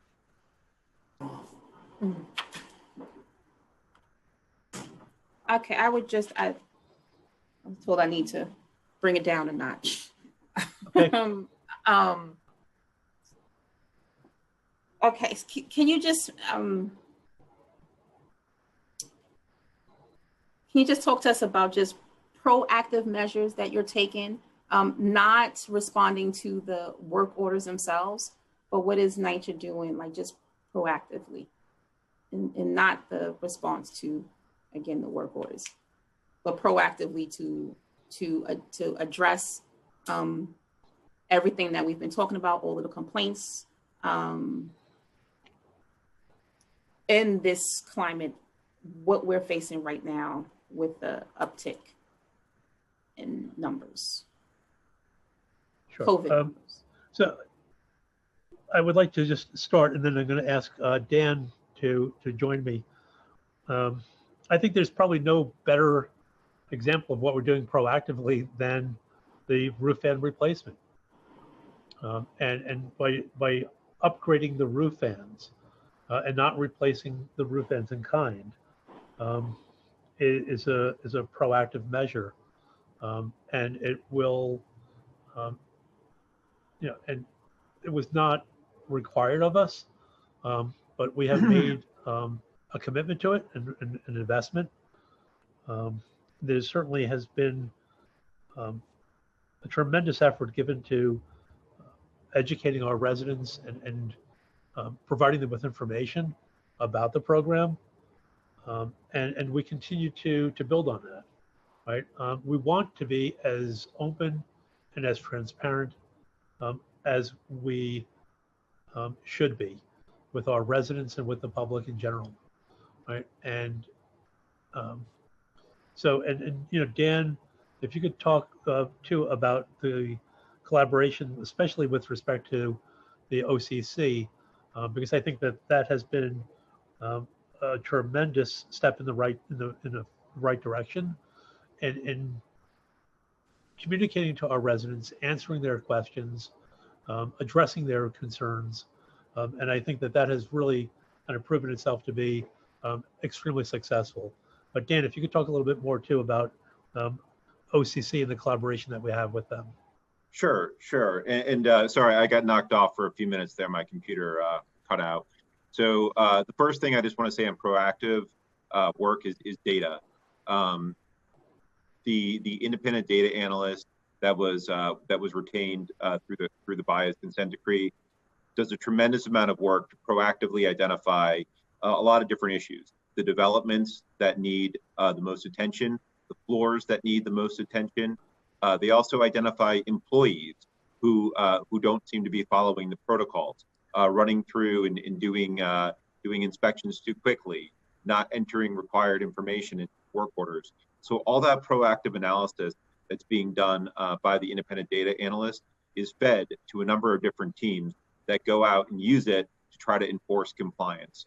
And we've done that over the past year. We're doing it more and more. But that's one way that we're going to be proactive. The good thing about the new system is that everything is tracked and maxed. So nobody's going to get away with doing a work order that does not meet the requirements that we put in the bias consent decree. And if they do, we're going to catch them. We compliant, the federal monitor, and the court-appointed experts review a tremendous number of work orders every single month to see if they are following those protocols. But if they're not, we're going to investigate it and make sure that those employees are going to be held accountable. And that's one way that we can be proactive, is by going out there and enforcing these procedures with our workforce, so that they're bringing the proper equipment, they're entering the proper readings, they're creating the appropriate job orders, they're meeting the timelines, which clearly now that they are not. So that's one example. The other thing that we in compliance are going to do to be proactive We're going to stay on top of the timelines for inspections. That's one of the big things that we've been doing. Every single month, we review delinquent inspections, and then immediately, if we see those inspections as delinquent, we send communications to the RAM to make sure that they are, to our regional asset managers, to make sure that they are getting those inspections scheduled and done properly in their portfolio. Another proactive tool that I want to talk about is on-site monitoring, which is really the bedrock of it, and it's going to take a little while, to start to see the benefit of it. But we are going out every 2 weeks and doing a deep review of our highest risk development in compliance. And we're taking our EHS partners, our quality assurance of partners, and one of those issues that we look at every single development that we go on site is how they're complying with mold, because that's one of our bedrock issues. So what we do is a full assessment of what their work orders are showing, whether they're following the procedures, and if they're not following those procedures, we put them under a corrective action. And we can get them training. We hold them accountable, including supervisory staff, to make sure that they understand that this is not the old NYCHA. This is a new NYCHA, and you're not going to get away with putting work orders in the system that are garbage. And we will make examples of employees who do that. And we also will go and re-inspect units that are not done properly, because this is a new era for NYCHA in terms of employee accountability, in terms of giving better quality work and following what we wrote down. We invested a tremendous amount of money and resources to procedure manuals. They need to be followed. We can't just have people blowing these off. These were developed by people with scientific backgrounds, technical experts. They need to be followed and adhered to. Are all our employees following the training today? No, but that's what we're here to do. And that is, I think, proactive enforcement. And that, again, I want to go back to that data tool. The data tools that we're doing is allowing us to identify trends for our workers who are not doing this appropriately. And it's not just 1 or 2 work orders, but a lot of work orders. We're going to come out and target those developments, and we're going to make sure those employees understand that this is not the NYCHA of the past. Thank you so much, Daniel. I appreciate that. I do. Councilmember Torres, I apologize. I didn't realize you had more questions. So Councilmember Torres. Time starts now. Thank you, Chair. I just have a few questions for the General Manager. In our earlier exchange, you seem to dispute the number 3, that NYCHA only installed 3 roof fans. So I just want clarity. How many roof fans has NYCHA installed so far?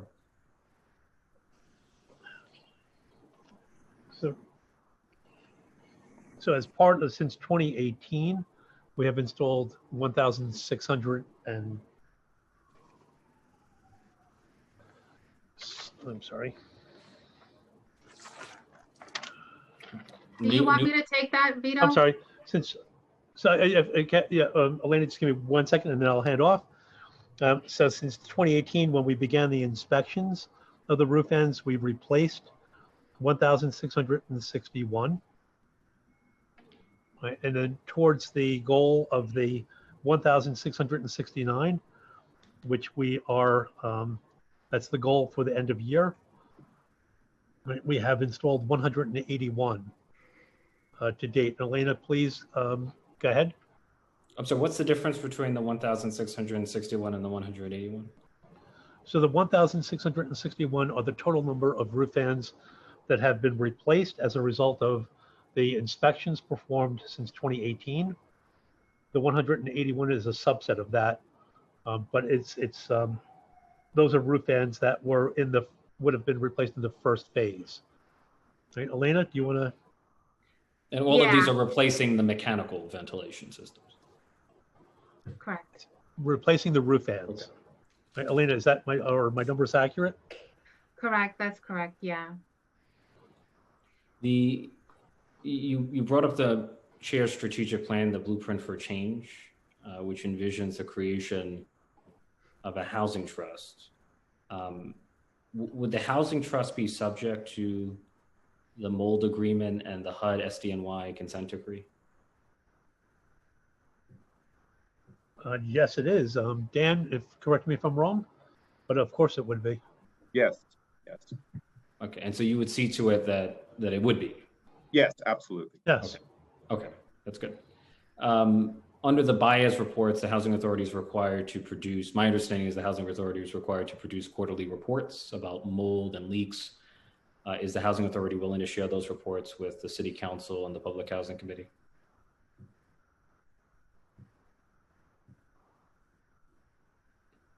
Hello? Yep. Sorry. So which quarterly reports are you referencing? My understanding, if I'm wrong, but my understanding is that under the BIAS agreement, the Housing Authority is required to produce quarterly reports about leaks and mold. If those reports do exist, is the Housing Authority willing to share it with the Public Housing Committee and the New York City Council? So, yeah. Dan, are you aware of which reports the councilman is referring to? Yep. Yeah, absolutely. Yeah, I would need, I would need to speak to. It's yes or no question. Willing to share the reports? Yes, no, or you don't know yet?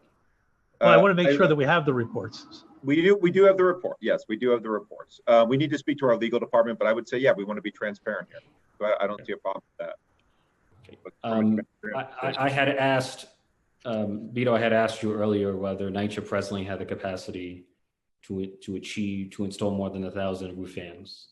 You originally said yes, or you believe that the Housing Authority did. You then revised the statement and acknowledged that you don't presently have the capacity. I want to revisit another statement you made. You seem to deny that there was a relationship between ventilation and coronavirus transmission. The chair clearly read a statement from the CDC demonstrating a relationship between the two, affirming a relationship between the two. Like, does the Housing Authority want to revise its position on the relationship between coronavirus transmission and ventilation? No, sir, what I want to clarify is that I am not a medical expert or a scientific expert. And I don't believe that the statement that the chair read was referring to roof fans. I believe that it was referring to HVAC systems. Right? So I certainly would welcome an opportunity to speak with experts in this field and to hear what they have to say. So I just want to be clear, the position of the Housing Authority is that there is no relationship between ventilation and coronavirus transmission. I just want to be clear about that. I think that there are a number of external factors that contribute to the spread of coronavirus. I have not personally seen any reports that directly tied inadequate roof fans or ventilation in bathrooms to the spread of coronavirus.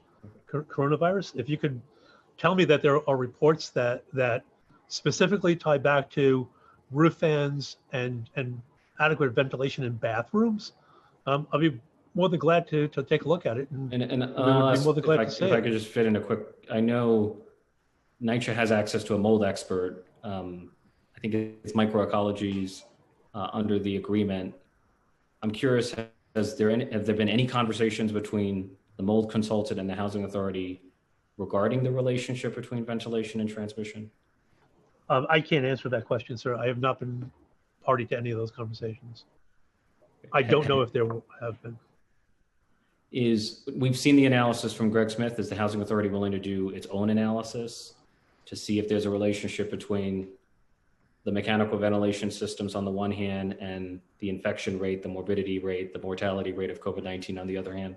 Are you willing to do your own analysis to determine if there is in fact a relationship? We're willing to work with the healthcare providers, the healthcare experts, with our City Department of Health and the New York City Health and Hospitals Corporation. I don't know if that's an answer to are you willing to do an analysis? Are we willing to take on the analysis on our own?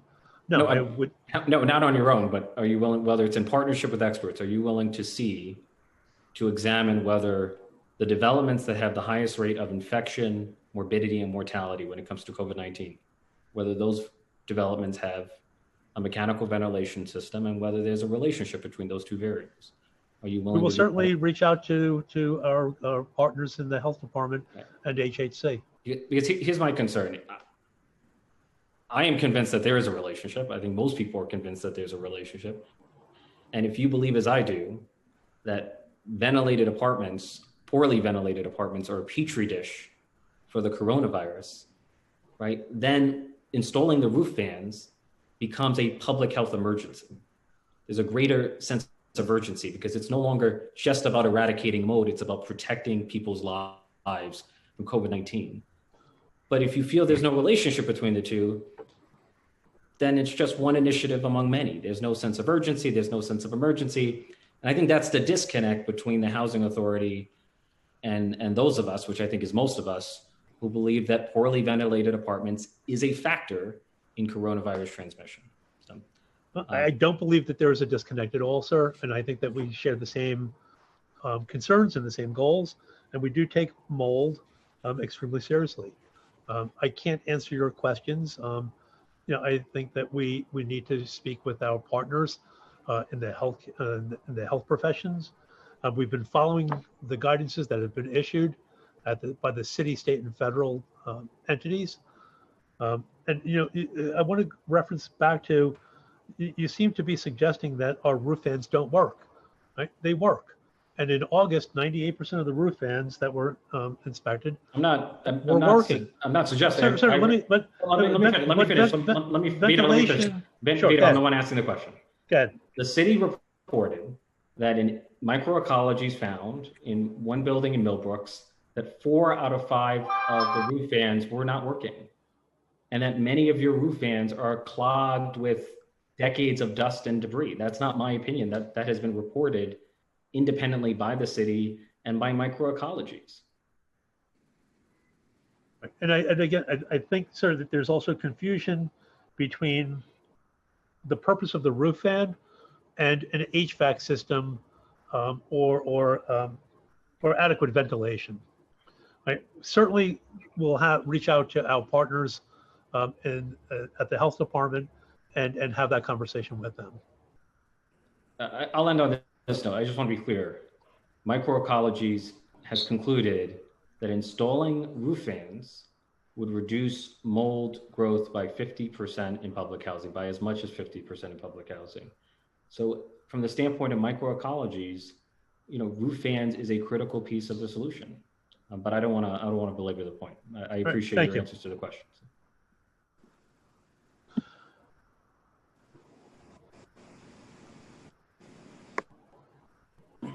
Okay, I was still sitting here trying to figure out, will the roof fans clear out all of the dust that's in the, I don't want to say ventilation systems, I'm layman's terms, when you walk into a bathroom in a NYCHA apartment, and when you look up and it is clogged with layers and layers and layers and layers and layers and layers and layers of dust.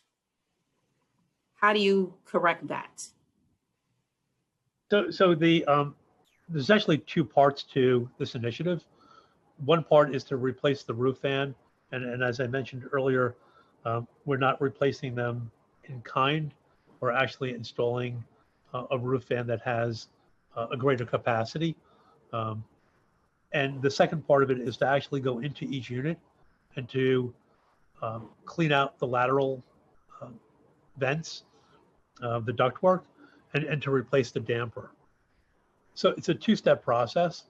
And Alina, I'm going to ask, please, to jump in, but if I'm not mistaken, where we have already replaced the roof fans with the fans with a greater capacity, we have already seen improvement in the air exchange. Right? Yeah, we've kind of beat that into the ground with the roofing piece. Let's start from the ladder. Walk into a bathroom, you see these layers and layers and layers and layers and layers and layers and layers of dust. Vito, if I may, just quickly explain. How do you clear that? So you walk in, you open up the grill, you use a HEPA vac, you suction the dust out. That's the lateral cleaning. That's part of the scope. And then you reinstall the grill and a fire damper. So it's a pretty simple process, actually. So are we doing that? Yes, it's part of the scope. So how many units needed that? And how many have been completed? And how many? So the intent is to do that in every apartment. So where are you with that? I don't believe that part of the initiative has started yet. Yeah, and Oh, it hasn't started. But if I may, Vito, every time there is a complaint now, the automated Moldbusters process makes us take a reading at the grill, and if it's clogged, then the worker's required to clean it out. So at the work order level, when there's a complaint and the suction is not functioning, the CFF is not correct, then the worker is required to open that grill and perform the process that I just described. And in addition, it automatically creates a work order to inspect the roof fan to make sure that the roof fan is operable. Okay. Thank Okay. you, Okay. Because that's a complaint that I get a lot. And when I go into, I want to say damn near everybody apartment, I see that. And so when we're talking about contributing factors and just different things that exacerbate respiratory issues, clearly when we're not talking about mold, we're also talking about dust and, and just, again, things that exacerbate. Right.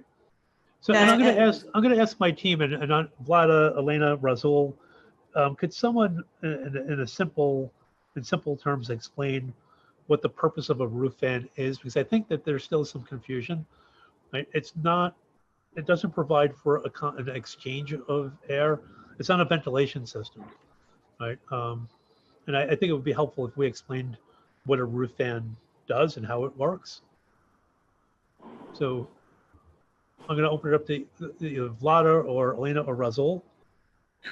All right. So, Vito, are you saying that there's a need to explain? So I'm not really talking about having a system and, something is like flying out of this particular vent or this space inside of the bathroom. I'm talking about the fact that it's just years and years and years and years and years of compiled like dust and debris in this particular in the mold, right? Right. So I'm just trying to figure out is, you work from the outside, but then, you talked about this other two-step process where you also work from the inside. And then you also mentioned that is something where they go in and assess to see if there's a clog, right? But just from the visual, like when you walk in, you see it, you see something there. And so I'm just trying to get an understanding of, are we doing something about that as well? But it sounds like do you not think that's an issue? So no, that is an issue. Yeah. That is an issue, and is part of the contract. Once we replace these roof fans, to go to every apartment that each fan, let's say, provide 5 or 6 apartment ventilation. So what the fan does is exhausting the air inside the bathroom to the outside. That's all it does. It pulls the air. And as part of the contract, once we replace this roof fan, we go back and as Vlada was saying, we clean the register, we take it out. Usually the horizontal part of the docking is only 1 foot from the vertical one. So we HEPA vacuum the inside the dock and then put the new fireproofing damper and put new register in there. So it is part of the contract to do this work. Right. So it is part of the process. It is included in the contracts that we have for the installation of the roof fans. In addition to which, again, because as I had mentioned earlier, we would like to expand our bandwidth. So we're also looking to put out very specific contracts for the in-unit work that's required, which is the vacuuming of the duct work, the replacement of the dampers, and our focus is going to be on doing outreach to MWBE and Section 3 business concerns to see if there's an interest on their part to do this work. So in addition to having that as part of the existing scope of work, we're also looking to do additional contracts just for that service alone.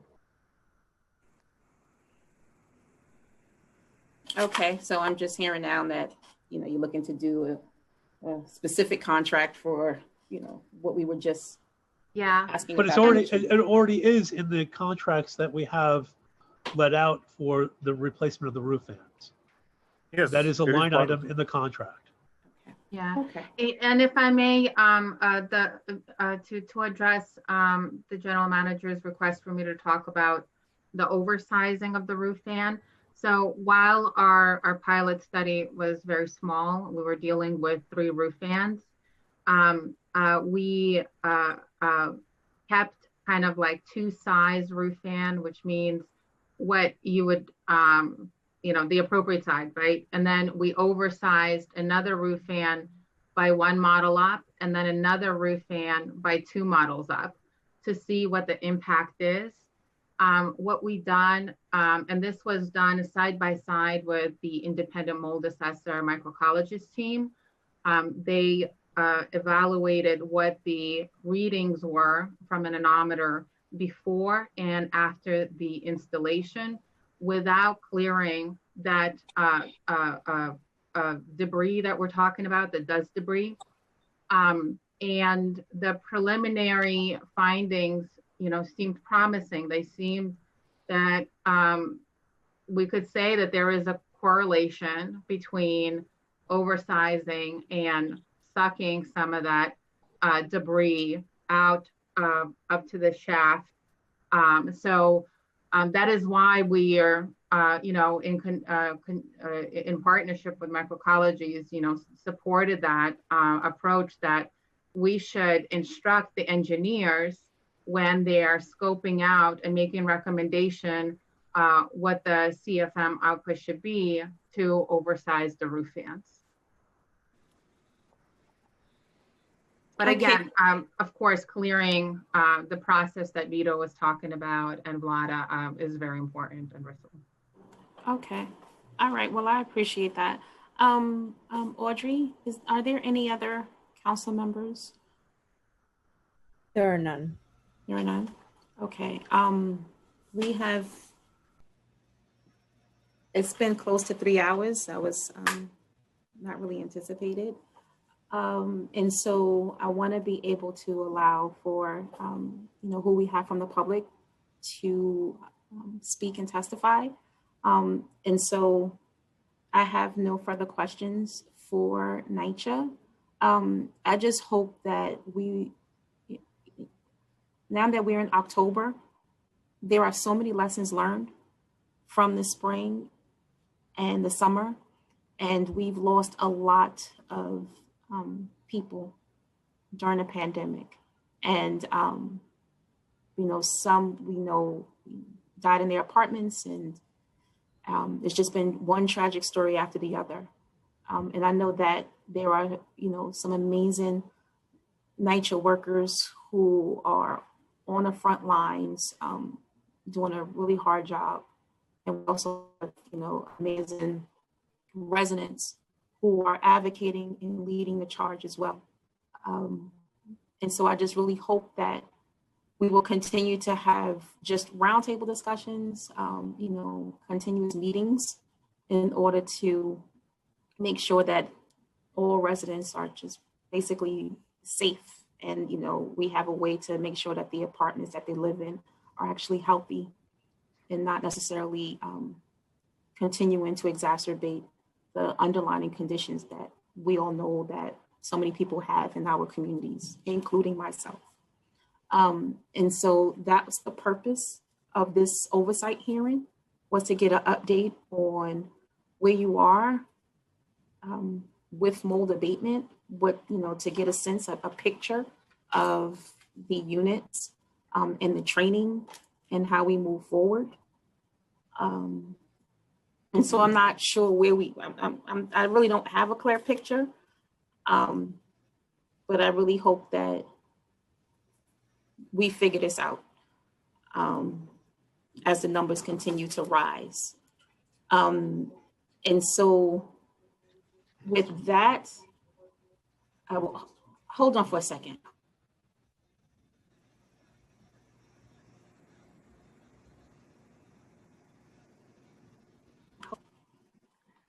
Sorry, I was just trying to make sure my staff is coming in to make sure I asked all the questions.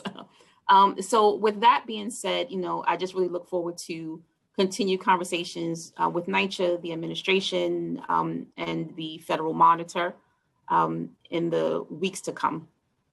And so with that, thank you so much. And I know you'll stick around for the public portion. Thank you. Thank you.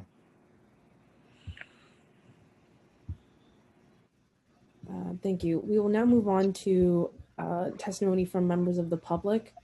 Please listen for your name. I will call one name at a time, in addition to the name of the member of the public who will be testifying next. Once your name is called, a member of our staff will unmute you, and the Sergeant at Arms will set the timer to announce that you may begin. Your testimony will be limited to 5 minutes. I would now like to welcome Getulio Cruz to testify, followed by Ray Lopez. Time starts now.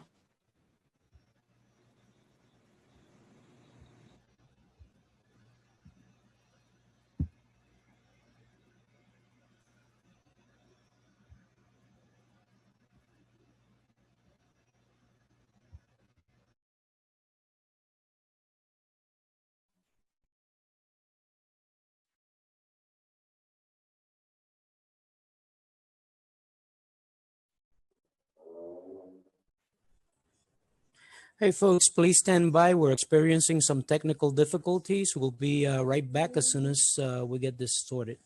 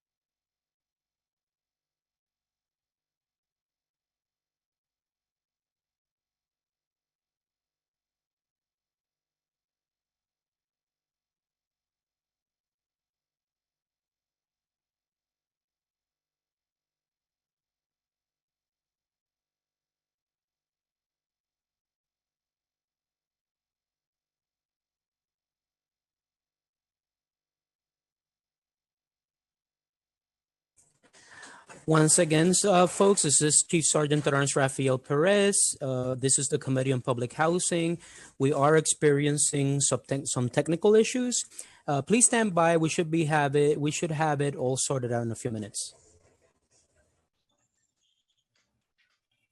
Give me a second. Hey, Megan. Hey. Do you have an error code on your end? I do not see an error code on my end. Okay, I have an error code. I can't log on from my own account.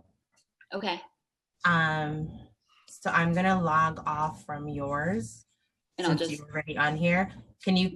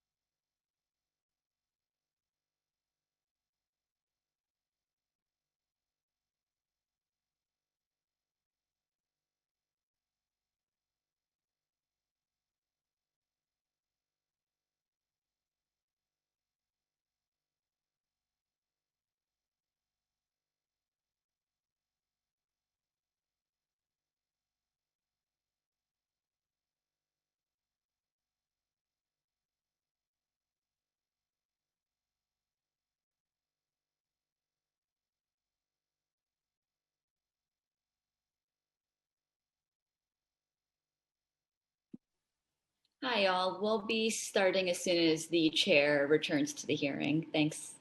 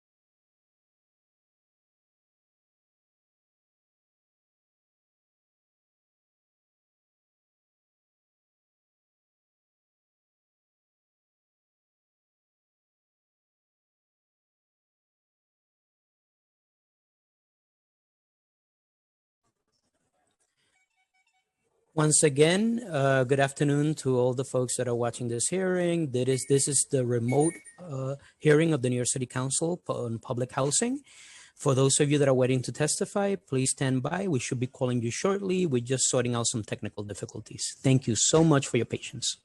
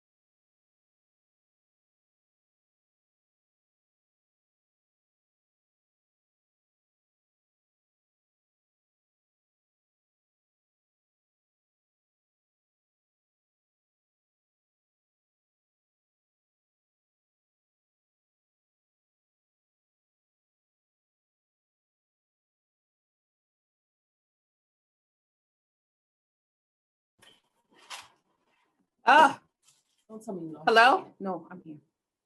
Hello? We can hear you. They're trying to silence us.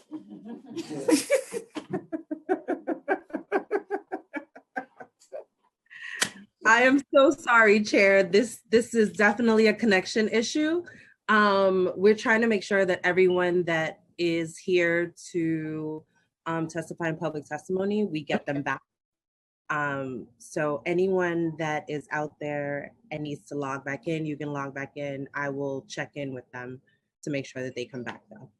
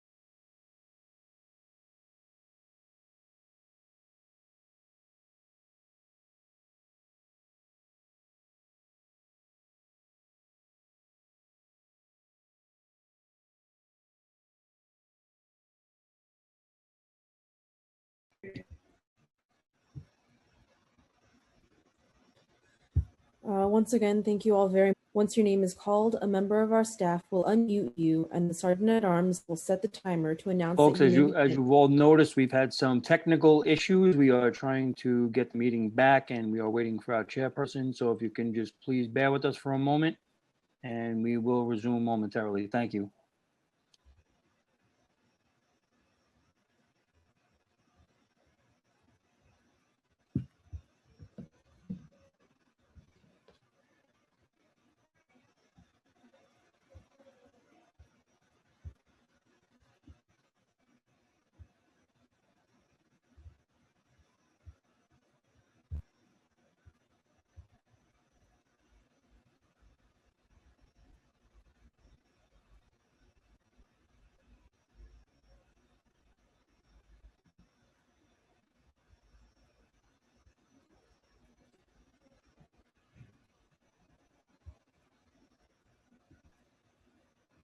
Okay, I believe the chair is present, as are the members of the public who are registered to testify, so we will proceed with their testimony. I would now like to welcome Getulio Cruz to testify, followed by Ray Lopez. Time starts now.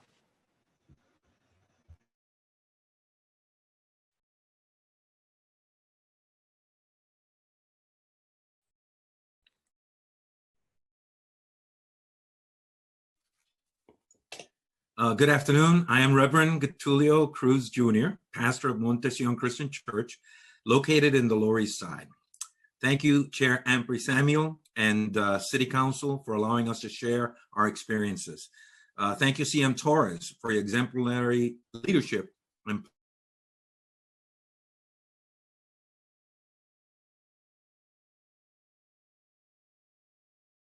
fixing mold in general, and to strongly endorse the City Council's bill to ensure everyone knows about the great services of the mold ombudsperson in particular. New York City Metro area is the largest network of faith-based institutions, schools, and community organizations leading our city forward for everyone. Because tens of thousands of our members, including half my congregation, live in public housing, we have been working with tenant leaders for over 20 years to document problems to fight for repairs and improvements. While NYCHA says 98% of the fans are working, we know that in the past, NYCHA workers didn't know how to properly inspect roof fans, and we have no evidence that their inspections have improved. We took NYCHA to federal court, and in December 2013, forced them to sign a historic class action consent decree in Bias versus NYCHA that required them to fix almost all mold cases in 15 days or less. After 4 long years of continued breach, We and our legal team, and with the support of the 2016 appointed special master, fixing mold and leaks properly.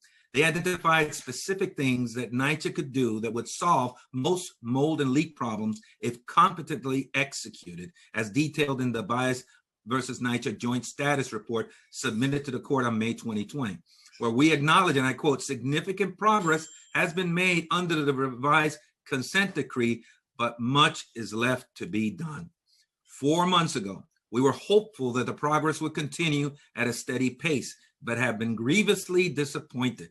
Far too many tenants are still suffering from mold and leaks, and in far too many cases, NYCHA is still not living up to its commitments.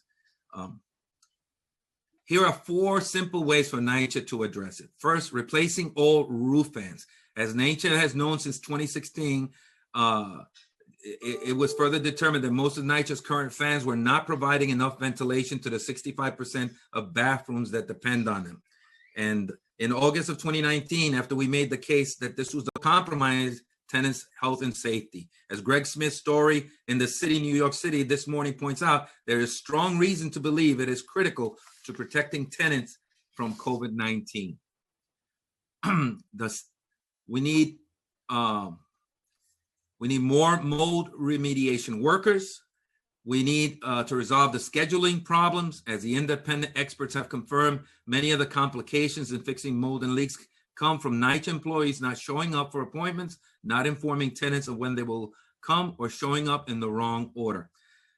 2 solutions have been identified. Fully hire the 30 resident coordinators required under the HUD action plan, who are responsible for ensuring communication between tenants and staff. Tenants who have worked with the 19 RCs through the OCC are having a far better experience. Second, fully implement the automated scheduling system designed to improve scheduling and eliminate bottlenecks in the repair process. A pilot of this system finally began this month. 4, they need to repair the leak standards, complete the leak standard procedure. This is critical because leaks accounted for 77% of open work orders at the end of quarter 23. However, some real progress has continued over this period, particularly thousands of tenants who have contacted the independent mold and leak ombudsperson call center have seen real relief. And my colleague, Ray Lopez, will now testify on the subject. Time expired.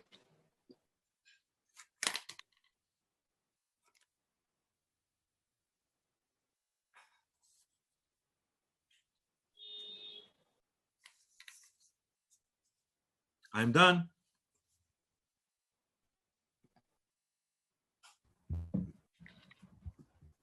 So, going in and out, and my computer actually shut down and then came back up. And we're finding out that this is Zoom. Well, this is not the internet necessarily. This is the platform that we're on. And so we're all being bounced in and out. And I'm not sure if you see it on your end. Yeah, I saw part frozen, but I didn't see that we were in and out. Okay, so what are we going to do next? So 1 second. Sure. Okay. Ms. Sun, Audrey Sun. Yes, thanks again to everybody for your patience. It seems that Zoom is having some major connectivity issues on their end, which, as the chair mentioned, is not really something that we are able to address on our end. The Public Housing Committee is scheduled for another hearing on another topic on October 21st at 1 p.m.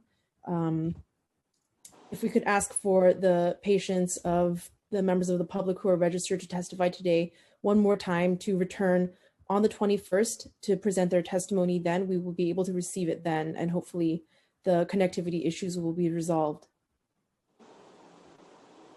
But for now, I think we'll plan to, as the issues continue to persist.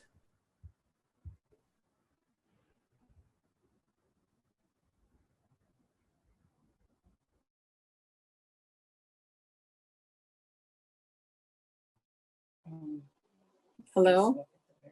Audrey, we can adjourn this to the 21st hearing, and we'll just start with the public panel. It just went out for me again, so. Okay, thank you. And I will be sure to follow up with the members of the public who are registered to testify today to ensure that you get the invitation for the 21st. Thank you. How does that? Hello? Yes. Do I close? Do I close right now? What am I doing? Yes, I think you can adjourn and we will reconvene at the next hearing.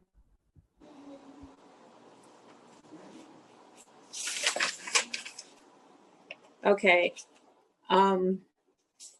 Due to technical difficulties, this October 7th, 2020 Committee on Public Housing hearing on an update for COVID-19 and NYCHA will be adjourned until the October 21st hearing to hear public.